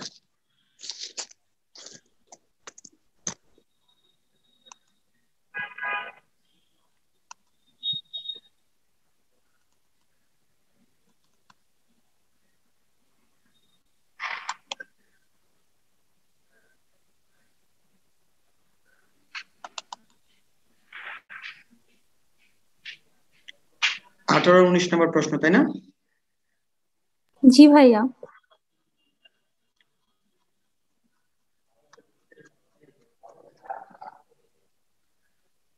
18 নম্বর, একটি কোম্পানি কখন উৎপাদন মতবাদ ব্যবহার করা উপযুক্ত, এটা আমি এখন পড়াবো। আর 19 বাজারজাতকরণে অত্যাধুনিক মতবাদ কোনটি, এই দুটো আমি পড়াচ্ছি। 18-19 এই যে আপনাদের কাছে যদি লেকচার শিট থেকে থাকে একটু আন্ডার মার্ক করে রাখুন। এই যে 18 নম্বর প্রশ্নের আনসারটা এটাই পাবেন। ভোক্তাগণ ওই সকল পণ্য বেশি পছন্দ করে যা সহজলভ্য এবং দামে সস্তা, যা সহজলভ্য এবং দামে সস্তা। তাহলে আমার 18 নম্বর প্রশ্নে কি বলছে একটু দেখুন। 18 নম্বর প্রশ্নে একটি কোম্পানির জন্য কখন উৎপাদন মতবাদ, ও না এটা তো 18 না, এটা আগের প্রশ্ন। কখন উৎপাদন মতবাদ পণ্য ব্যবহার করে উৎপাদন তৈরি, যখন পণ্যটি ইম্পালস গুডস, অর্থাৎ পণ্যটি যখন লোভনীয় পণ্য। অর্থাৎ পণ্যটি যদি আপনার লোভনীয় পণ্য হয় তাহলে উৎপাদন মতবাদে চলে যান, লোভনীয় পণ্যের চাহিদাটা বেশি থাকে, সো ওই ক্ষেত্রে আপনার অধিক উৎপাদনটা গুরুত্বপূর্ণ বেশি। লেকচার 4 আমরা পড়ছিলাম লোভনীয় পণ্য যে পণ্য কি ক্রেতা দেখা মাত্র ক্রয় করার ইচ্ছা থাকে, তো ওই পণ্যের কোয়ালিটি আপনার ম্যাটার করবে না, আপনার পণ্যের কি বাজারে যোগানটা বেশি লাগবে, সো এই ক্ষেত্রে আমরা লোভনীয় পণ্যে চলে যাবে। ভাইয়া জি জি, এই কোশ্চেনটা না আমি আপনাকে এর আগে করেছিলাম। হ্যাঁ, আপনি তখন এটা দেখে আমাকে বলেছিলেন যে এটার অ্যানসার ভুল আছে, এটার অ্যানসার হবে সি। হ্যাঁ ভাইয়া, আপনি এটা সি বলেছেন। আচ্ছা, আমারটা তো সিটা হওয়ার কথা না, সি হবে না, কারণ উৎপাদনশীলতা বাড়ানো আসবে না এখানে, এখানে লোভনীয় আসবে। আমি ওই দিন অপশন 4টা দেখা গেছিল, তো ওখানে হচ্ছে 4 নাম্বার অপশন সিটা আসবে না। যদি লোভনীয় পণ্য বলে, যদি লোভনীয় পণ্য না থাকে তখন হচ্ছে আপনার অধিক উৎপাদন, অত্যধিক উৎপাদন আসবে, যেটা চাহিদা বেশি। এটার সাথে লোভনীয় পণ্য কিভাবে রিলেটেড? লোভনীয় পণ্যের চাহিদাটা বাজারে সবসময় বেশি থাকে, আইসক্রিম বা চকলেট এগুলোর চাহিদা সবসময় বেশি থাকে না। আপনি কিন্তু চকলেট কেনার সময় কোনটার কোয়ালিটি কি সেটা আমরা ম্যাটার করি না, কারণ আমরা চকলেট কিনতে হবে, আমি চকলেটটা কিনবো, সো এটা কি হবে আমার লোভনীয় পণ্যে চলে আসবে। তো ওই ক্ষেত্রে আমি পণ্য উৎপাদনের দিকে গুরুত্ব। জি, তাহলে তো অ্যান্সার ঠিক আছে, ই নাম্বারই হবে। লোভনীয় পণ্যে চলে যাব, অ্যান্সার হচ্ছে লোভনীয় পণ্যই হবে। এবার আসুন তারপরে যেটা 19, বাজারজাতকরণের অত্যাধুনিক মতবাদ কোনটি? এটার জন্য হচ্ছে আমার, হ্যাঁ লিখা হয়নি, তাহলে তো লেকচার অন পড়ার নেই। বাজারে হচ্ছে যে বাজারজাতকরণের সবচেয়ে আধুনিক বা সর্বাধুনিক মতবাদ যদি কথাটা প্রশ্নে উল্লেখ থাকে, তাহলে অ্যান্সার হবে সমন্বিত বাজারজাতকরণ মতবাদ বা হলিস্টিক মার্কেটিং। যদি সমন্বিত বাজারজাতকরণ মতবাদ কথাটি উল্লেখ না থাকে, তাহলে অ্যান্সার হবে সামাজিক বাজারজাতকরণ মতবাদ। ঠিক আছে, এটা হচ্ছে হলিস্টিক মার্কেটিং, যেটা পড়ছেন না আপনারা হলিস্টিক মার্কেটিং, এটাই অ্যান্সার হবে। যদি হলিস্টিক মার্কেটিং অপশনে না থাকে, তাহলে হবে সামাজিক বাজারজাতকরণ মতবাদ। বুঝতে পারছেন? ভাইয়া 18 নাম্বারটা একটু বুঝিয়ে দেবেন। 18 নাম্বারটা বলছি লোভনীয় পণ্যের ক্ষেত্রে, অর্থাৎ একটি কোম্পানি উৎপাদন মতবাদ কখন ব্যবহার উপযোগ্য? যখন পণ্যটি লোভনীয় পণ্য। অর্থাৎ লোভনীয় পণ্য কেন? লোভনীয় পণ্য কি মানুষের আগ্রহ বেশি থাকে ওই পণ্যের প্রতি, তো ওইটার উৎপাদনটা বেশি জরুরি। ওখানে আমার প্রোডাক্ট কোয়ালিটি এতটা ম্যান্ডেটরি না, ওই ক্ষেত্রে কি আমার উৎপাদনটা বেশি গুরুত্বপূর্ণ। বুঝতে পারছেন ভাইয়া? তাহলে ভাইয়া। অপশন সিটা মানে কোন মতবাদের কথা বলা হয়েছে? অপশন সিটা হচ্ছে অত্যধিক পণ্য, যখন পণ্য মূল্য অত্যধিক এবং পণ্য মূল্য কমাতে উৎপাদনশীলতা বাড়ানোর প্রয়োজন, তখন এটা উৎপাদন মতবাদেরই কথা। এটা উৎপাদন মতবাদের কথা, ই নাম্বারটা উৎপাদন মতবাদের কথা। এখন অ্যাপ্রোপ্রিয়েটটা হচ্ছে ই, যদি ইটা না থাকে তাহলে ওইটা কারেক্ট। ওকে বুঝতে ভাইয়া। পারছেন? জি ভাইয়া, থ্যাংক ইউ। যেমন লেকচার 2 তে আপনাদের একটা প্রশ্ন আছে, বিপণনের সবচেয়ে গুরুত্বপূর্ণ কাজ কোনটি? অ্যান্সার কি? ক্রয়। আরেকটা জায়গায় অ্যান্সার হচ্ছে বিক্রয়। যেখানে ক্রয় না থাকবে সেখানে অ্যান্সারটা কি হবে? বিক্রয় হবে। বুঝতে পারছেন? জি ভাইয়া। আচ্ছা, এবার তারপরে আর কোন টপিকের সমস্যা এখানে? ভাইয়া 22 নাম্বারটা। এত 22 নাম্বার কোনো প্রশ্নই নাই। ভাইয়া এমসিকিউর ভিতরে। ও, এমসিকিউ এর ভিতরে কোনটি সমন্বিত বাজারজাতকরণের অংশ? কি হবে অ্যানসার? পণ্য আর সেবা। হ্যাঁ, অ্যান্সার পণ্য আর সেবা হবে। ইন্টিগ্রেটেড মার্কেটিং, এই যে দেখেন সমন্বিত বাজারজাতকরণের অংশটা আমি দেখাই দিই আপনাকে। এটা বিশাল ভিতর থেকে প্রশ্ন করছে, এটা হচ্ছে একবারে মা বাবা সন্তান না, এটা একবার নাতি থেকে প্রশ্ন করে ফেলছে। এই যে সমন্বিত বাজারজাতকরণ, এটার এক্সাম্পলে দেখেন পণ্য সেবা মাধ্যম আছে। ক্লিয়ার আপনার এখন? জি ভাইয়া। আচ্ছা, আর কারো? আর কোনটা? ভাইয়া এইটারই 28 নাম্বার একটু দেখেন তো। আজকে আমার মাউসের কার্সারে যা খবর হয়েছে। 28 নাম্বার, নিচের কোনটি বিপণনের মৌলিক বিষয়? অ্যান্সার কি হবে? এই যে আমি তো এই কারণে বলছিলাম বিপণনের বিপণনের অন্তর্ভুক্ত মৌলিক বিষয়গুলির মধ্যে আমি বলছিলাম বিপণনের অন্তর্ভুক্ত মৌলিক বিষয়গুলি 5টা কি বলছি? প্রয়োজন, অভাব ও চাহিদা, এটা হচ্ছে একটা। 2 নাম্বার কি বলছি? বাজার। 3 নাম্বার বিপণন অর্পণ। 4 নাম্বার ক্রেতা সন্তুষ্টি, ক্রেতা ভ্যালু ও সন্তুষ্টি। 5 নাম্বার কি বলছে? বিনিময় ও সম্পর্ক। এখানে তো আপনার পুরোটা লেখার দরকার নাই, বিনিময়টা লেখা আছে নাকি? বুঝা গেছে? অন্তর্ভুক্ত বিষয়ের মধ্যে বিনিময়টা পড়ে। এখন বুঝতে পারছেন? জি। আর কোনটাতে? ভাইয়া বিসিজি ম্যাট্রিক্সটা না বুঝি না। বিসিজি ম্যাট্রিক্স এই তো দিছেন, এই যে আপনারা বারবার কারের ব্যবস্থাটা করবেন। বিসিজি ম্যাট্রিক্সটাই তো অনেক সময় নিবে। আচ্ছা, বিসিজি ম্যাট্রিক্স দেখেন, বোস্টন কনসাল্টিং গ্রুপ কেন প্রতিষ্ঠিত করা হয়? বিসিজি ম্যাট্রিক্সটা হচ্ছে করা হয় একটা প্রতিষ্ঠান কোন অবস্থানে দিকে আছে, এই ক্ষতির দিকে আছে, কোন অবস্থানে আছে, অবস্থানটা যাচাই করার জন্য কি আমরা বিসিজি ম্যাট্রিক্সটা ফলো করি। একটা প্রতিষ্ঠানের অবস্থান যাচাই করার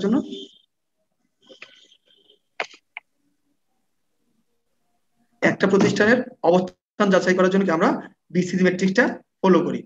সো বিসিজি ম্যাট্রিক্স দ্বারা আমরা কি বুঝি দেখেন, একটা প্রতিষ্ঠান লাভজনক অবস্থানে আছে নাকি ক্ষতিকর দিকে আছে সেটা বোঝার জন্য আমরা বিসিজি ম্যাট্রিক্সটা ফলো করি। এখন দেখেন, বোস্টন কনসাল্টিং গ্রুপ প্রতিষ্ঠিত 1963 সালে, আর বিসিজি ম্যাট্রিক্স থিওরিটা প্রদান করা হয় 1970 সালে। বিসিজি ম্যাট্রিক্স থিওরিটা প্রদান করেন ব্রুস ডলিন হেন্ডারসন। এটা হচ্ছে দুইটা পক্ষ থাকে, একটা হচ্ছে উলম্ব অক্ষ বা ভার্টিক্যাল এক্সিস, আর একটা হচ্ছে আনুভূমিক অক্ষ বা হরাইজন্টাল এক্সিস। দুইটা পক্ষে দেখেন, উলম্ব অক্ষ হচ্ছে মার্কেট শেয়ার, বাজার প্রবৃদ্ধির হার। বাজার প্রবৃদ্ধির হার হচ্ছে বাজারে আপনার মুনাফার হারটা বোঝাচ্ছে। বাজার প্রবৃদ্ধির হার বলতে মার্কেট শেয়ার দ্বারা বোঝাচ্ছে হচ্ছে বাজারে আপনার মুনাফার হার, আর মার্কেট শেয়ার রেটটা দ্বারা বোঝাচ্ছে হচ্ছে আপনার বাজারে পণ্যের চাহিদাটা কেমন। আপনার বাজারে পণ্যের চাহিদাটা কেমন সেটা বোঝাচ্ছে কি মার্কেট শেয়ার দ্বারা। বুঝতে পারছেন স্যার? সো আমরা যাই বিসিজি ম্যাট্রিক্সের 4টা অপশন। কেউ মিউট করবেন না, আনমিউট করবেন, নিজেরা প্রত্যেকে মিউট হয়ে থাকেন, আপনারা বুঝবেন না।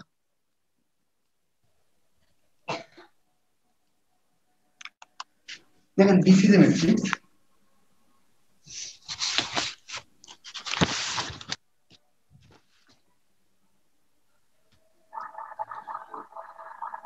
Stars question mark cash cow আচ্ছা কি ডগস। স্টারে কি বলছে মার্কেট শেয়ার, উপরে হচ্ছে কি মার্কেট শেয়ার বোঝায়, market share high low, high low. এই সাইডটা কি বলছে মার্কেট গ্রোথ, মার্কেট গ্রোথ এটা কি হাই লো। আচ্ছা এবার একটু দেখুন এদিকে স্টারে কি বলছি মার্কেট শেয়ার কি হাই, মার্কেট গ্রোথ হাই। স্টারে হচ্ছে মার্কেট শেয়ার এবং মার্কেট গ্রোথ কি দুইটাই হাই, অর্থাৎ এখানে কি বাজারে মুনাফার হারও বেশি। আচ্ছা আজান শেষ হোক তাহলে আমরা একটু পরে শুরু করি, তাই না?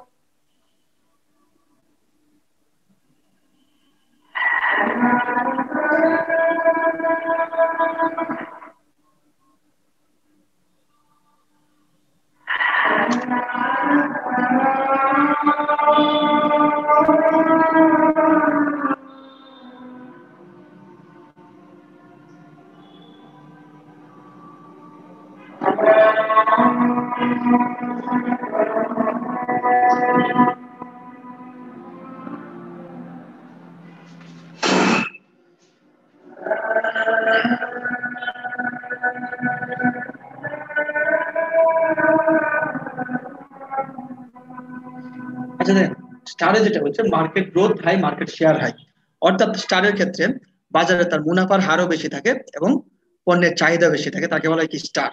এখন যদি আমরা লাক্সের কথা ধরি, লাক্স একটা সাবান, লাক্স কি ইউনিলিভার সবচেয়ে বেশি বিক্রিত পণ্য, তার মানে কি বাজারের চাহিদা সবচেয়ে বেশি, লাক্সের কি মুনাফাটাও বেশি, তাহলে লাক্স কি হবে স্টার।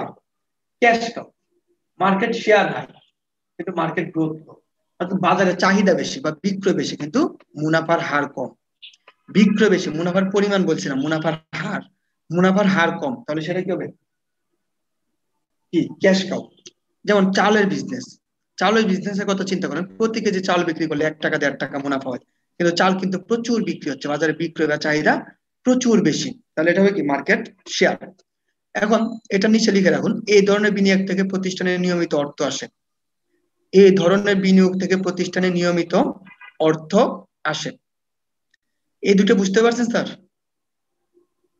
ভাইয়া নিম্ন প্রবৃদ্ধি আর উচ্চ প্রবৃদ্ধিটা একটু বুঝাই দেন। নিম্ন প্রবৃদ্ধি আর উচ্চ প্রবৃদ্ধি, প্রবৃদ্ধি মানে হচ্ছে মুনাফা, তাহলে মুনাফার হার কম নিম্ন, আর উচ্চ হলে কি মুনাফার হার বেশি। এটা বুঝছেন এখন? জি ভাইয়া। সহজ বাংলা বলতে হবে আর কি। এবার দেখেন কোশ্চেন মার্ক, কোশ্চেন মার্কে দেখেন মুনাফার হার বেশি তো প্রবৃদ্ধির হার বেশি, উচ্চ প্রবৃদ্ধি, কিন্তু বাজার শেয়ার বা বাজারের চাহিদাটা কম, সেটা হবে কি কোশ্চেন মার্ক। পণ্যের মুনাফা অনেক বেশি তো চাহিদা অনেক কম, সেটা হচ্ছে কি ক্যাশ কাউ না কোশ্চেন মার্ক। যেমন কিছু রেস্টুরেন্ট আছে, ম্যাক্সিমাম রেস্টুরেন্ট গুলো, বড় বড় যে রেস্টুরেন্ট গুলো আছে ওইগুলো দেখবেন বিক্রয় খুবই কম, ক্রেতার সংখ্যা খুবই কম, কিন্তু পণ্যের দাম অনেক বেশি, তবে কি তারা প্রফিট বেশি করছে কিন্তু চাহিদাটা কম, সেটা ওই কোশ্চেন মার্ক। কোশ্চেন মার্কের পাশে লিখবে এটা সবচেয়ে ঝুঁকিপূর্ণ বিনিয়োগ, সবচেয়ে ঝুঁকিপূর্ণ বিনিয়োগ। কোশ্চেন মার্কটা কি সবচেয়ে ঝুঁকিপূর্ণ বিনিয়োগ? আপনার পরীক্ষায় আসছিল তাই না? কেন ঝুঁকিপূর্ণ? কোশ্চেন মার্ক ভালো করলে স্টার হবে, খারাপ করলে ডগস হয়ে যাবে। ভালো করলে স্টার হয়ে যাবে, খারাপ করলে ডগস হয়ে যাবে। দেখেন ডগস কি, মার্কেট শেয়ার এবং মার্কেট গ্রোথ দুইটাই লো, অর্থাৎ যেটা মার্কেট শেয়ারও নেই মার্কেট গ্রোথই নেই, দুইটাই কি কম, সেটা কি ডগস। অর্থাৎ আপনি গাজীপুরের হ্যারিকেন কোম্পানির কথা চিন্তা করেন, এখন কি কেউ হ্যারিকেন কিনে? সব জায়গায় বিদ্যুৎ আছে, যেখানে বিদ্যুৎ নেই সেখানে সোলার প্যানেল চলে গেছে, সো আমরা কেউ হ্যারিকেনটা এখন কিনি না। ওদের কোম্পানিটা কি এখন ডগসে চলে গেছে না? দেখেন ওরা কিন্তু ছবিগুলো খুব ভালো মানানসই দিয়েছে। স্টার মানে কি একটা ভালো জিনিস, উজ্জ্বল। ক্যাশ কাউ মানে কি, গাভীর একটা ছবি দিয়েছে যেটা থেকে রেগুলার দুধ পাওয়া যায়, মানে কি রেগুলার একটা ফ্লো আছে। আর ডগস মানে কি কুকুর, এটা খুবই কি খারাপ। আর কোশ্চেন মার্কটা কি, আপনার এটা সন্দেহাতীত আছে। বুঝতে পারছেন এখন? ভাইয়া ভাইয়া মার্কেট শেয়ার দ্বারা কি বিক্রয় বোঝায়? মার্কেট শেয়ার দ্বারা হচ্ছে বিক্রয় বা বাজারের চাহিদাটা বোঝাচ্ছে, পণ্যের চাহিদা। আর আর ইয়া মার্কেট গ্রোথ দ্বারা কি মুনাফা বোঝাচ্ছে না? হ্যাঁ, মুনাফার হার বোঝাচ্ছে, মুনাফার পরিমাণ না, মুনাফার হার। আর কোনো প্রশ্ন? আর কোনো প্রশ্ন আছে স্যার? ভাইয়া থ্যাংক ইউ সো মাচ।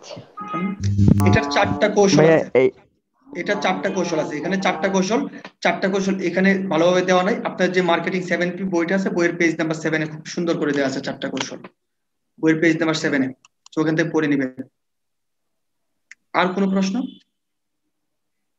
ভাইয়া একটা কথা বলার ভাইয়া ছিল। লেকচার 2 তে একটা প্রশ্ন আছে। আচ্ছা, আগে কথাটা শুনে নেই, বলেন। ভাইয়া আমাদের মার্কেটিং এর